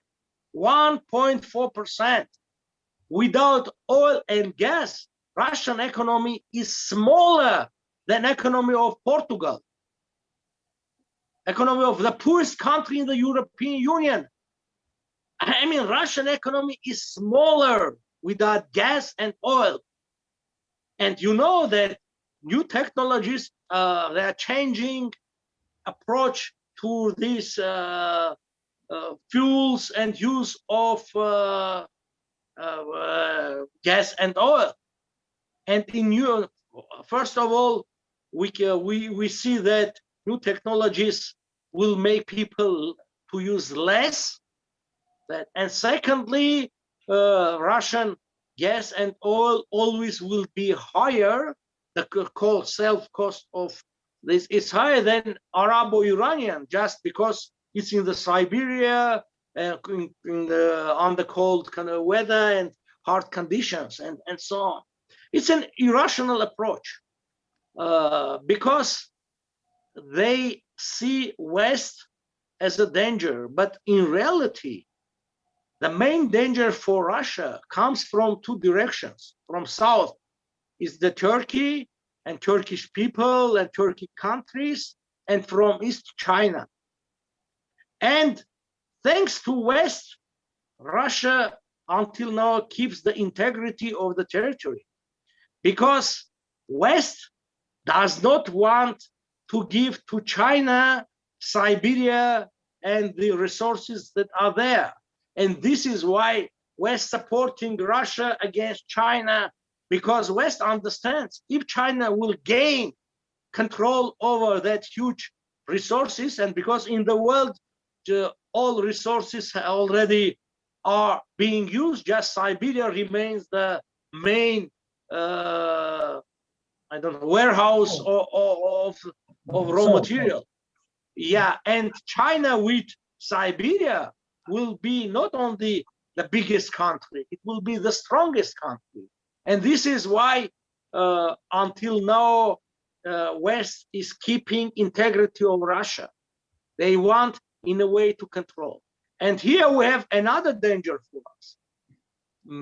It's quite probable that it's high possibility that if Armenia will not gain the role of containing Turkey and Russia, West will give the role of containment China over Siberia to Turkey, because we know that Turks, and in the maps we can see on the maps, they want to show that all these territories belongs to Turk, because Yakutia, they are Turkic-speaking people, Kazakhstan, all these parts all Siberia is their homeland, from northern China up to Siberia. This is really very dangerous situation for us, because if West, instead of Armenia, will choose as the main ally against China, Turkey, then we have no chance to survive. Then we have to just take our suitcases, go to Russia, or come to the United States, because Armenia in that situation has no choice to survive. You know what? Somehow Armenia survived being squeezed between Azerbaijan, Turkey, and Russia, and there is no any support. But somehow Armenia survived, right? And yeah, survived because 100 years ago, when we look to the map of the region, Armenia was not a big country, but Armenians were living from Constantinople to Baku, from Krasnodar up to Tabriz or Baghdad. And in some parts, they were majority there. And there was a big support. We survived because we were paying by our lives and by our territory for that survival. And now we are just 29,000 square kilometers Republic of Armenia, plus another 2,000 in Nagorno-Karabakh that Armenians live there, another 3,000 square kilometers in Georgia that Armenians live there. I mean, the territory that Armenians are living now, it's 20 times smaller than used to be 100 years ago. This is a huge difference within 100 years, which means we do not have any territory or possible to retreat. We used to that. Woodrow Wilson, when he was thinking over his project and arbitration, why he gave access to sea, all these 4 territories, because he told that Armenia must be a viable state. This is important, viable state. And to be viable, Armenia needs to have at least 165,000 square kilometers, free access to sea, and demilitarization of Turkey and Western support. Because I do not speak very often about demilitarization and Western support, because mainly I deal with the territories. But arbitral award has 3 main pillars: territory, demilitarization, and access to sea, because these 3 are very important for Armenian survival. Why the mandate over Armenia was given to the United States? Because the understanding, and rightful understanding, was that Armenia needs at least 20 years this for changes or adopting herself to be a real state. The problem with Armenian modern state is that we de jure regained our independence, but de facto we never were independent state.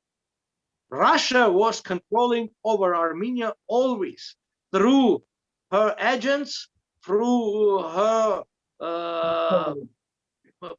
high officials.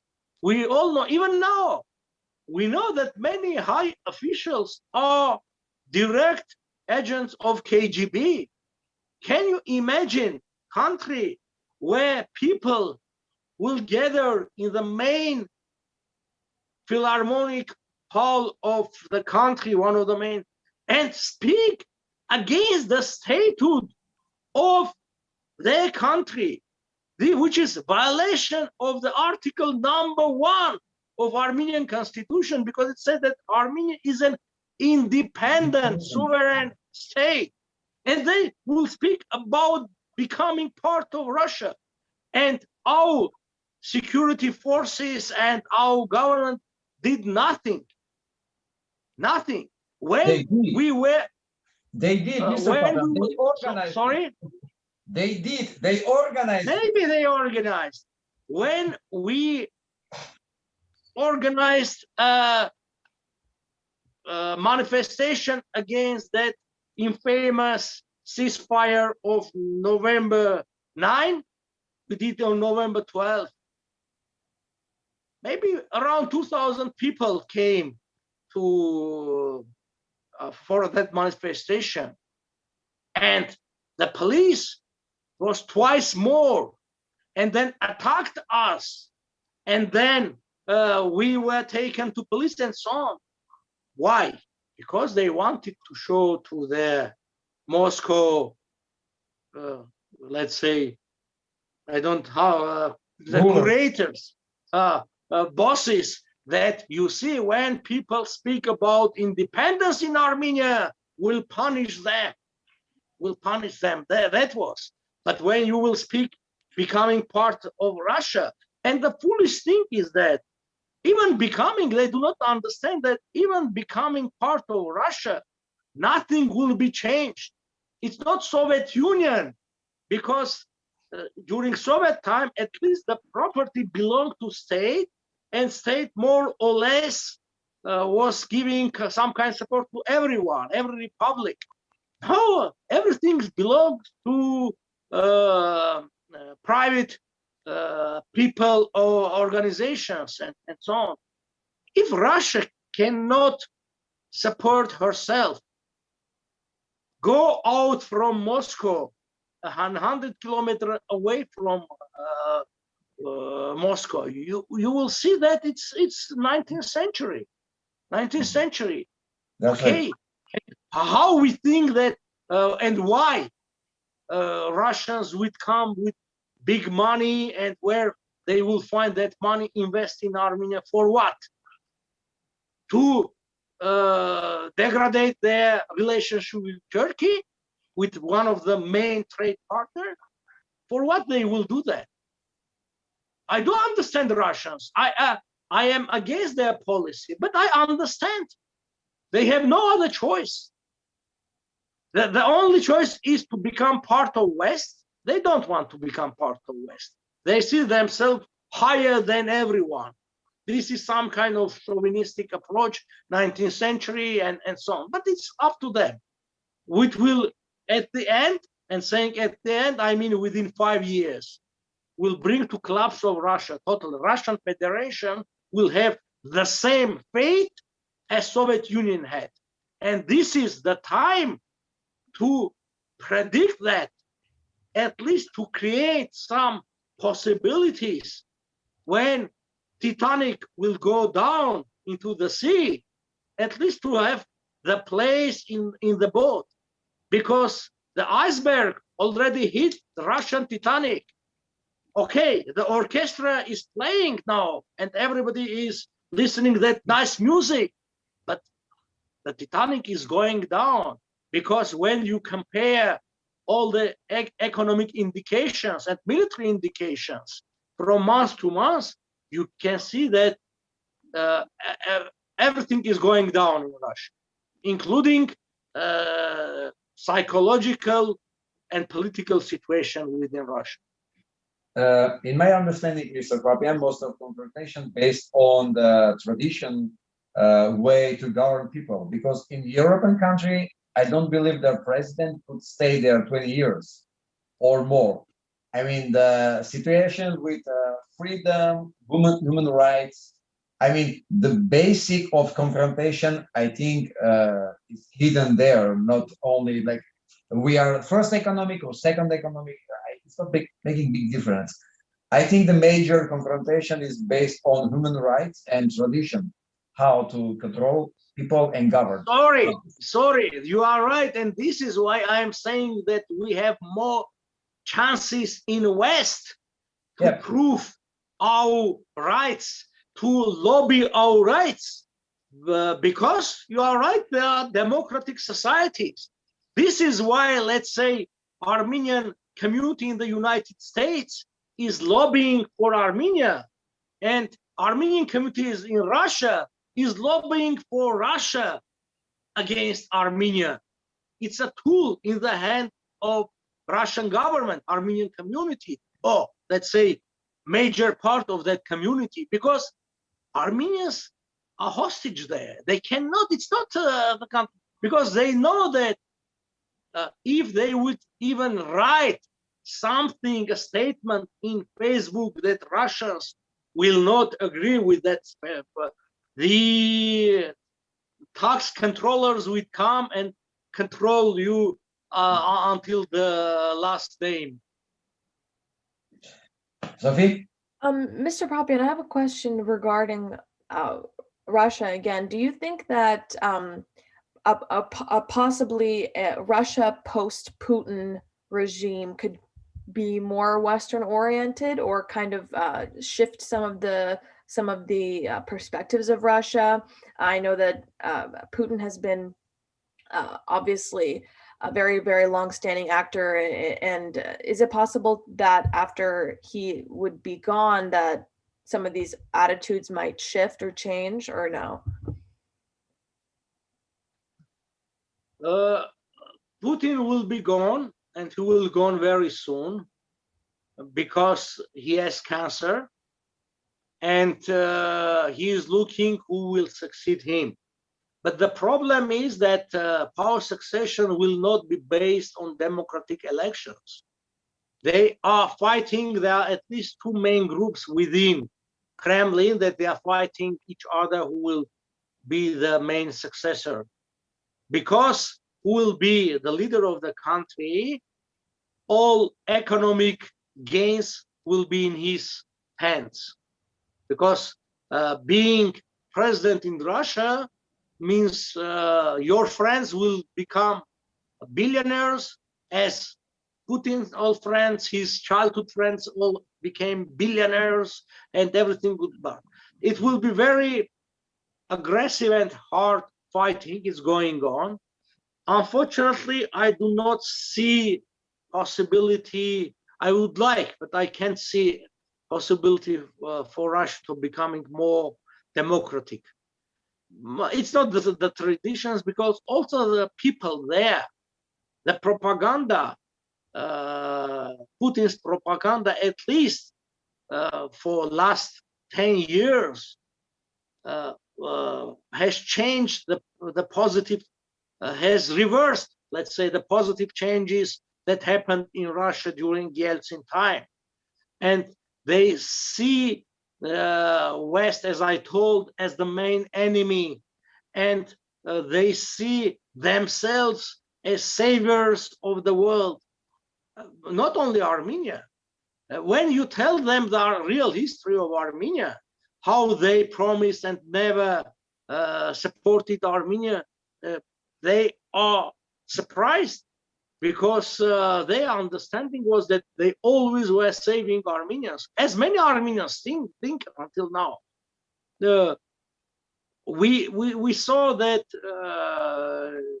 Navalny tried to, one of the leaders or main leader of the opposition, to bring some changes, but now he is convicted up to 3 years in jail, and it seems Russia is ignoring. But the problem is that Russia cannot survive now without Western support. And also there is another problem. The money of Russian oligarchs and family members of Russian oligarchs are in West, in London, Paris, in New York, and so on. And this is why they do not agree with policy of Putin, because they know that they all will be put under sanctions, which means they will not be able to use their money, their properties, and they have castles all over the world. They have this property, and let's say one part at least want to keep more or less normal relations with West, but generally speaking, not being real democracy. For Armenia, it's much easier. Armenia is a small society.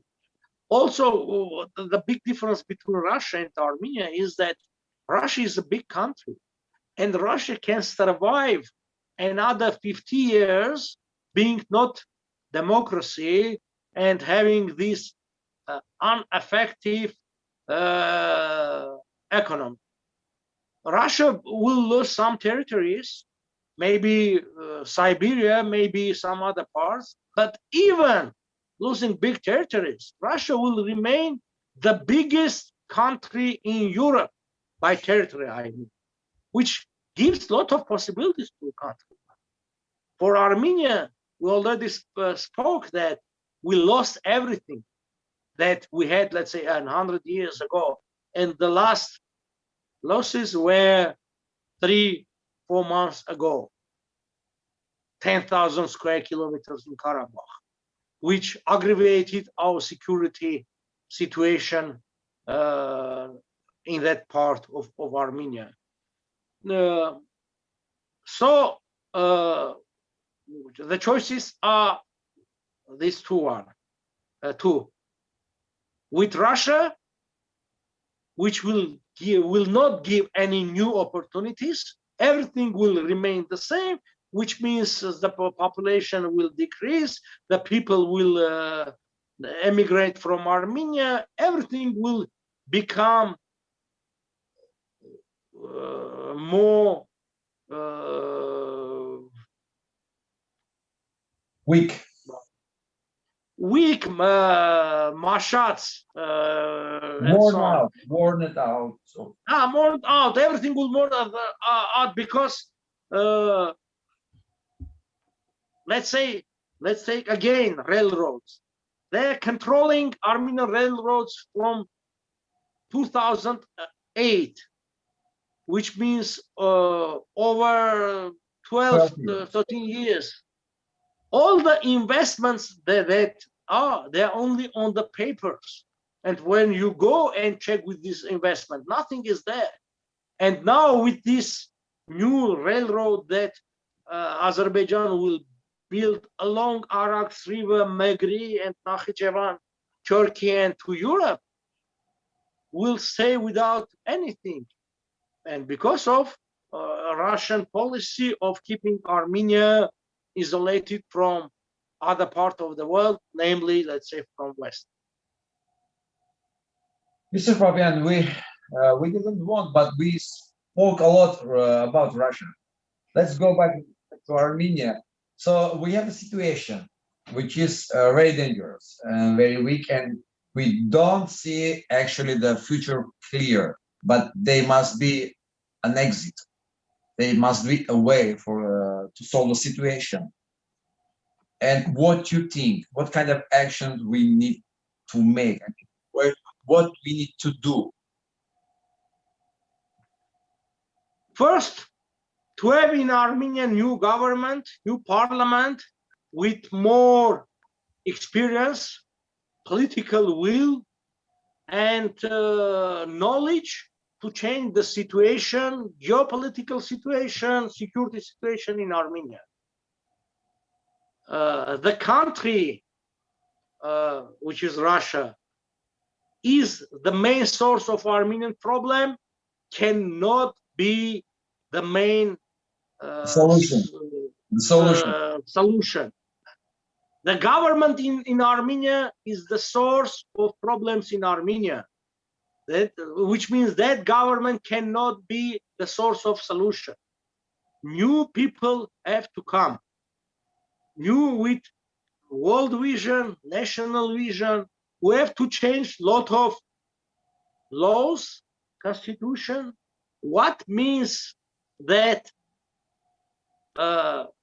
people that possess 2 passports, double citizenship, for last 4 years cannot hold public and other positions in Armenia, high positions, which means that diaspora is out of game, because mainly diaspora in Armenian have another citizenship.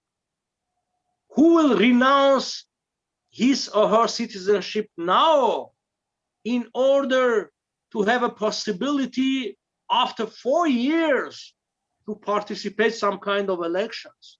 Nobody will do this. And when the government speaks about closer relations with diaspora, this means that more diaspora involvement, direct involvement, and political involvement in Armenian life. This is very important. I mean, changing domestic situation, also another approach to security issues.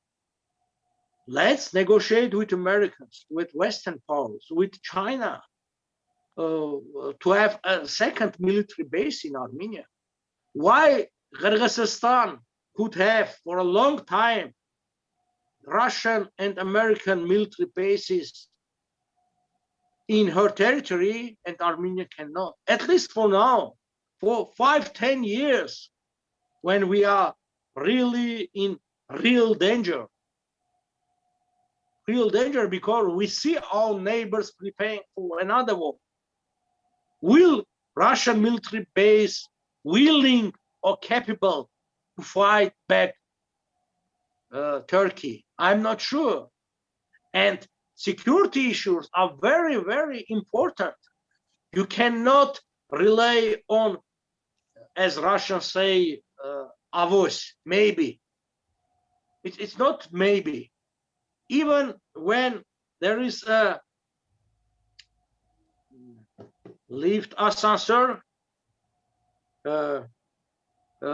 Stairs. very lucky. Stairs. Elevator. Elevator, ascensor in France. Elevator, it has at least 2 or 3 special cables because it's one can be cut just for security. For security, it's a life issue for 4 people that are within cabin. It's just life of 4. In Armenia, over 2 million people live. And we have just 1 cable in this big cabin. Yeah. And we are saying, no, it will survive. It will keep lifting us up. What if not? It didn't work. It's too much worn out, and it's old. It is used out already. It's not keeping the weight.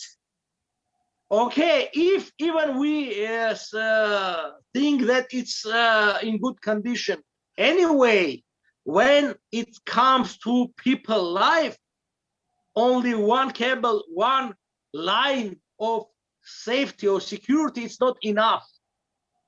This is if we see this for also for the cars. Why we put these all special balloons in the car and so? Because of that. This, I don't know, these pillows, air, how it called? Airbags. The bella. Airbags. What? Airbags and so on. Because we think that it's possible that there will be an accident and people must have chance to survive. But what about people of the country? Is it possible to have that kind of accident? Again, a war, it's quite possible. Is it possible that our ally, Russia, will not support Armenia or will be late? Quite possible. As usual? Yes, as usual. And why, when we speak about the second safety line, people say that we are anti-Russia? We are pro-Armenian. We think about our country's life. We don't want people to stay in danger because we have seen in Karabakh that Russia has a lot of obligations over Armenia, but never never fulfilled that. Mr. Papian, the main reason that's why we communicating in English. So give the chance our people, English speaking people, to have understanding about the situation in Armenia, because I don't believe there is another source for fair information. That's why we communicating now in English, which is not easy, but it will reach its goal. So our people mostly, like 80% around, live outside of Armenia. Just imagine, 80% of nation live outside, and Most of them, they are rich people, at least not poor, right? And only 20% lives in Armenia, and couple of them just on the top of some government stuff, they can survive because of corruption system. And those 80%, there has not any rule, any tool to be involved to make some changes in own country, right? It must be solved. They must have a, how to say, right to be involved, right to be elected, right to make a decision in this regarding his own country. So what can be your direct and the major messages to the diaspora, which is 80% of nation? So what can be your major messages to the diaspora to have influence, to force the influence, to force their right to their own country to make some changes, which is badly we need it, is obviously, otherwise we will just disappear from the map. See, only there is one way to do that, to support parties and forces in Armenia that people in the diaspora agree with, that parties with their programs, they know the people, they know the experience of that people, they can discuss with the people in Armenia and in these parties what are their approaches to these kinds. I already mentioned that the constitution must be changed, because without changing, no diasporan can be elected in Armenia. Not a diasporan. I myself, I have 2 citizenship. I live in Armenia, but I cannot be elected because I hold also 2nd citizenship. And many people out of Armenia, within Armenia, in that way, how you can use that potential, big potential. Why at the beginning of 20th century, there was a big struggle, fighting for women to have the right to vote, because the movement are 50% of the population in the country in average, sometimes a little bit more. And without involvement of 50% of the country, you cannot have enough potential to develop your country. You mentioned that 80% of Armenians living abroad. Okay, maybe not 80%, at least, let's say, half of Armenian people live out of Armenia. Half of Armenian are in Russia, half of Armenian in the US. There's a lot. Armenian, now, people with Armenian origin and Armenians are 2 different things. Okay. There are a lot of people of Armenian origin in the United States, in Russia, but they are not Armenians. Saying Armenian, I mean people who are interested in Armenia, they want to do something, they're eager, and so on. Otherwise, that let's say in Georgia, there is an Armenian family with family Demirchan, they are living, having their business, and they do not care about Armenia. What the difference is, he Armenian or Italian or Irish? I mean, at least half of, I mean, in Armenia, we have, let's say, 2.5 million people. At least there are 2.5 million Armenians abroad. They are living day by day with Armenia. They're involved in this Armenian life. As I'm sure that many people are watching us, and so they live physically, they are out of Armenia, but mentally they are in Armenia. And how can we ignore them? This is very important part, because this will double, at least double, maybe triple our possibilities of our country. It's very important. And also with that, we can encourage the other Armenians, as I mentioned, they are ignorant to life in Armenia, to become more, let's say, Armenian.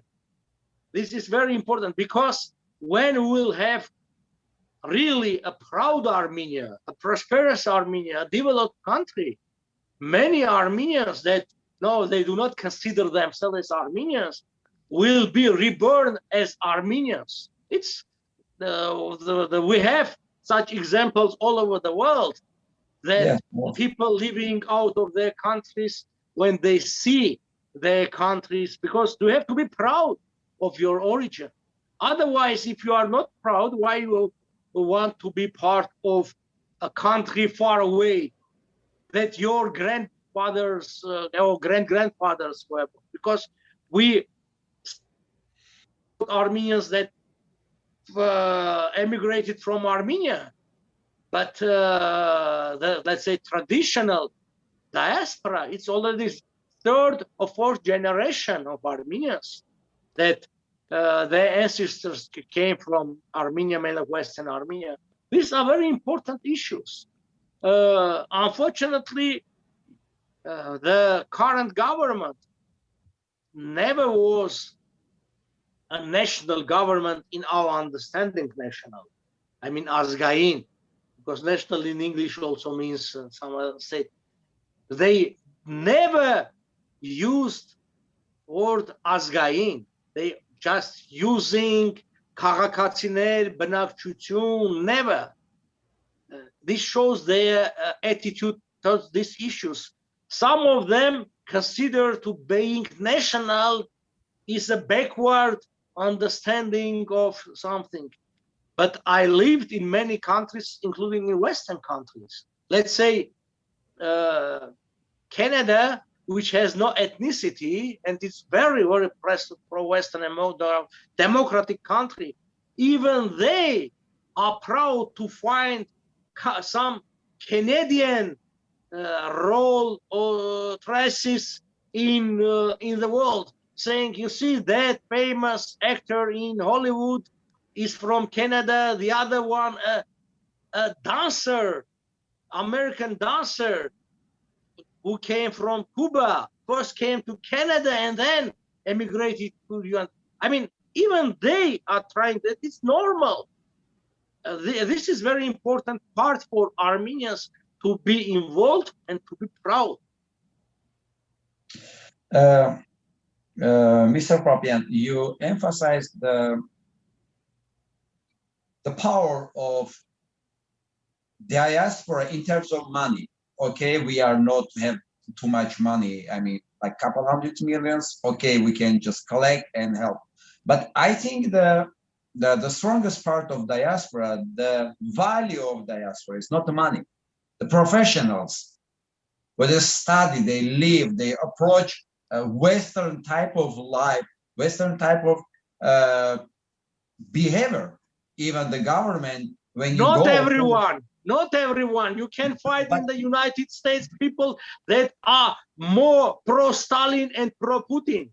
No, you're talking about the past generation. The young people, they are more educated, they are more wise, they can bring a lot of good stuffs and culture, exactly culture to Armenia, to build the system which can be like more useful, more productive.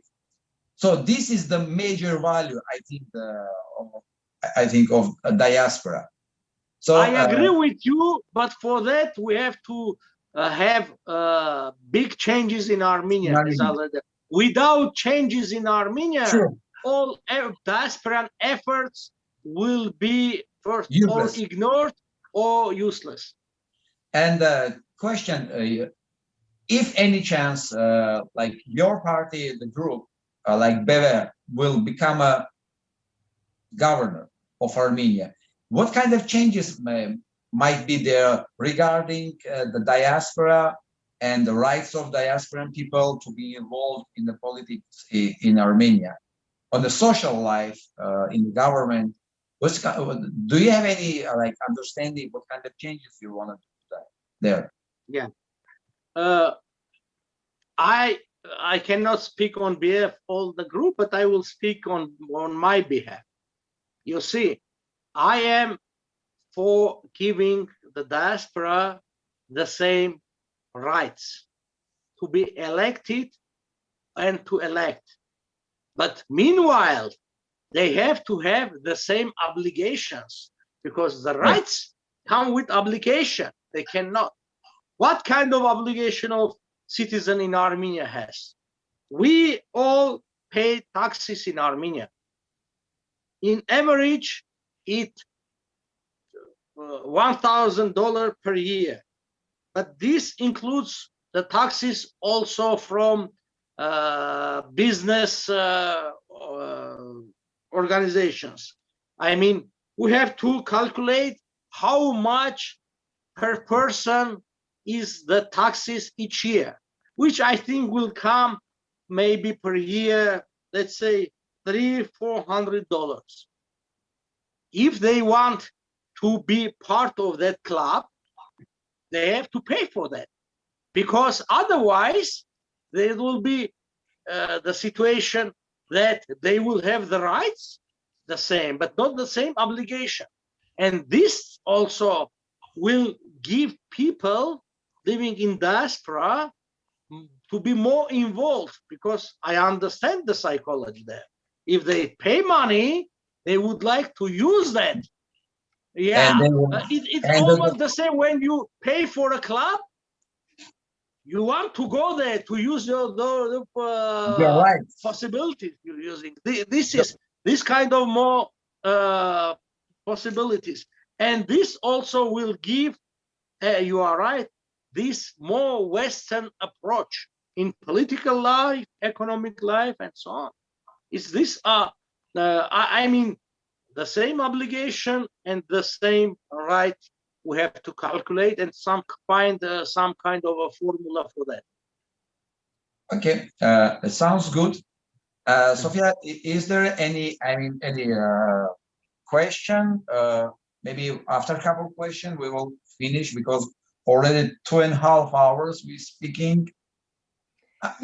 In general, I think we covered all questions. If there are like special questions, welcome. I would say I think most of the questions that viewers had asked, that we have already covered these topics and already answered most of these questions. The last question I had was regarding what you just brought up, Mr. Hakobyan, about the Armenian youth in the diaspora. I think that I agree that that's a big resource and probably a very bright prospects in the future for the youth in the diaspora. And I think, do you have any recommendations or any steps that you recommend for young people to follow? I know as a student, and I know many other young Armenians that are very eager to reconnect and be more involved in Armenia. And what kind of recommendations do you have for Armenian youth in the diaspora? The new technologies generally give much more possibilities for Armenians, for diaspora, that we used to have. Because now, you see, I am in Yerevan, you are in Tennessee. Nashville, Tennessee. Yeah, Nashville, Tennessee, you are in New York. We can speak with each other in live and understand.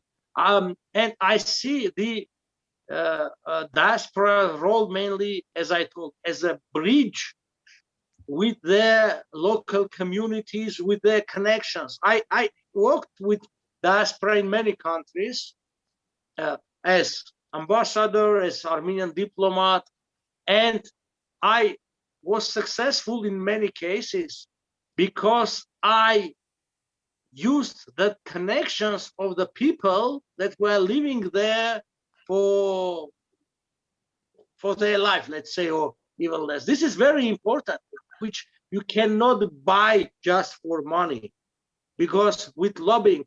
But the problem is that the diaspora needs very direct, let's say, milestones for the policy to implement.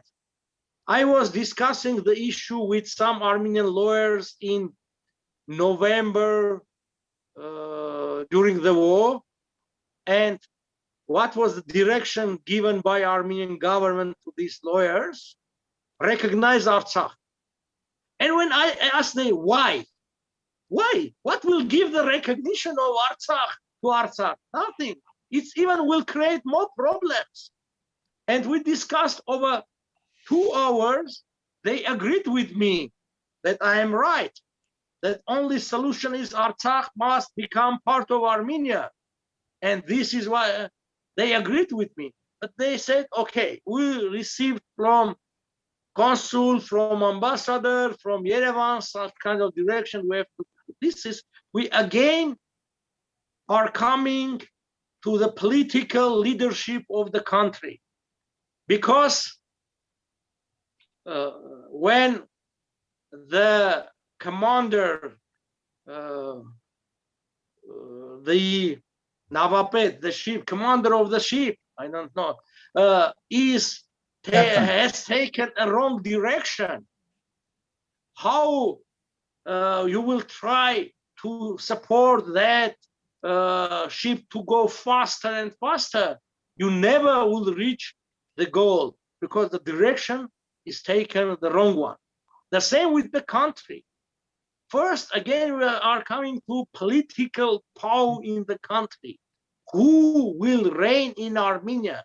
What kind of are the ideas? We will see Armenia as an ordinary country than many are in the world, or a country of Armenians, or all Armenians, or it will be just the country for people living there. These are very fundamental issues. How we'll utilize the possibilities of our Armenians living abroad. All these things are very important. Let's say, first, what step we know? We need to speak more to each other and try to understand. If we'll be in power, we'll make several very important changes, including some changes of in tax code and so on, because also for repatriation they create problem, or let's say for investment. I met 2 days ago an Armenian woman who repatriated to Armenia from a country with huge possibilities to invest in the power section, էլեկտրականության արտադրության, to create electricity. And I was surprised that in Georgia, it's much easier to invest in that field because there are less permissions, less bureaucracy than in Armenia. And this woman is trying to get all these permissions already a year. It's very important field for us. Ecologically clean power stations based on German technology. And we have these problems. This is that we have to abolish all obstacles in the field of repatriation, also economic investment, because repatriation will give more effect if it will come with more efficient investments. Thank you, Mr. Papian. If possible, just briefly, we have a question we kind of skipped, but it's regarding the Mantashev's grandsons. Does he have any chance for lawsuit in European Court of Justice? Yes, I wrote an article maybe 7 years ago proposing that we have to take the same steps as Israel is doing. In Israel, there are special groups that have, let's say, 3-party groups: the state, the lawyers, and the owner of the property. They sign a contract, an agreement with each other. The state gives political support, lawyers legal support, and they are fighting for that property, piece of property that belonged to that family. And 10 years ago, I don't know the data, but I know the 10 years because I met the lawyers. 10 years ago, they received from Eastern European countries $4 billion in total as compensation of the property. The same can be done to Mantashev family, because when Mantashev's grandson came to Armenia during the opening ceremony of his grandfather's statue in Yerevan, I told at that time, it's better now to negotiate and to receive an attorney, power of attorney, and to act. By the way, in Israel, the main lawyer who is fighting for the Jewish property is Alexander Gambarian from St. Petersburg. He's my friend. We met several times, and he's ready to do. He came twice to Armenia proposing his support, his experience, but unfortunately, just nice word, not more. And we could easily sue Azerbaijan because, as I told, because of their declaration that Soviet period was a period of occupation. And if it's an occupation, nothing can be legal, legitimate during the occupation period, which means nationalization of oil fields by Azerbaijani government or Soviet government is illegal. And they have all these papers, all deeds, properties, and so on, they can fight. At least we can, in this way, if not gaining, let's say, big money, at least we can create problems for our enemies, which also important because we have two, we have two just options to make our country stronger and to make our enemies weaker, as they are doing against Armenia. Their policy of isolation is Armenia to make Armenia weaker. Yeah, it's possible with the Mantashev family, with many, many others. It's possible to do, but for that, we need some kind of organization, some kind of money, at least for the first stage. Later, it will work on with that money that will come. Thank you very much, Mr. Papian. Thank you very much, Sophie. You're welcome. Thank you. And for our listeners, please write down your comments. We will go for your comments for next time. I hope this was our first experiment to do this live question and answer session. But I guess we needed to do more in the future. And according to question and comments below, we will go for that questions also for next time. Thank you very much. Goodbye. You are welcome.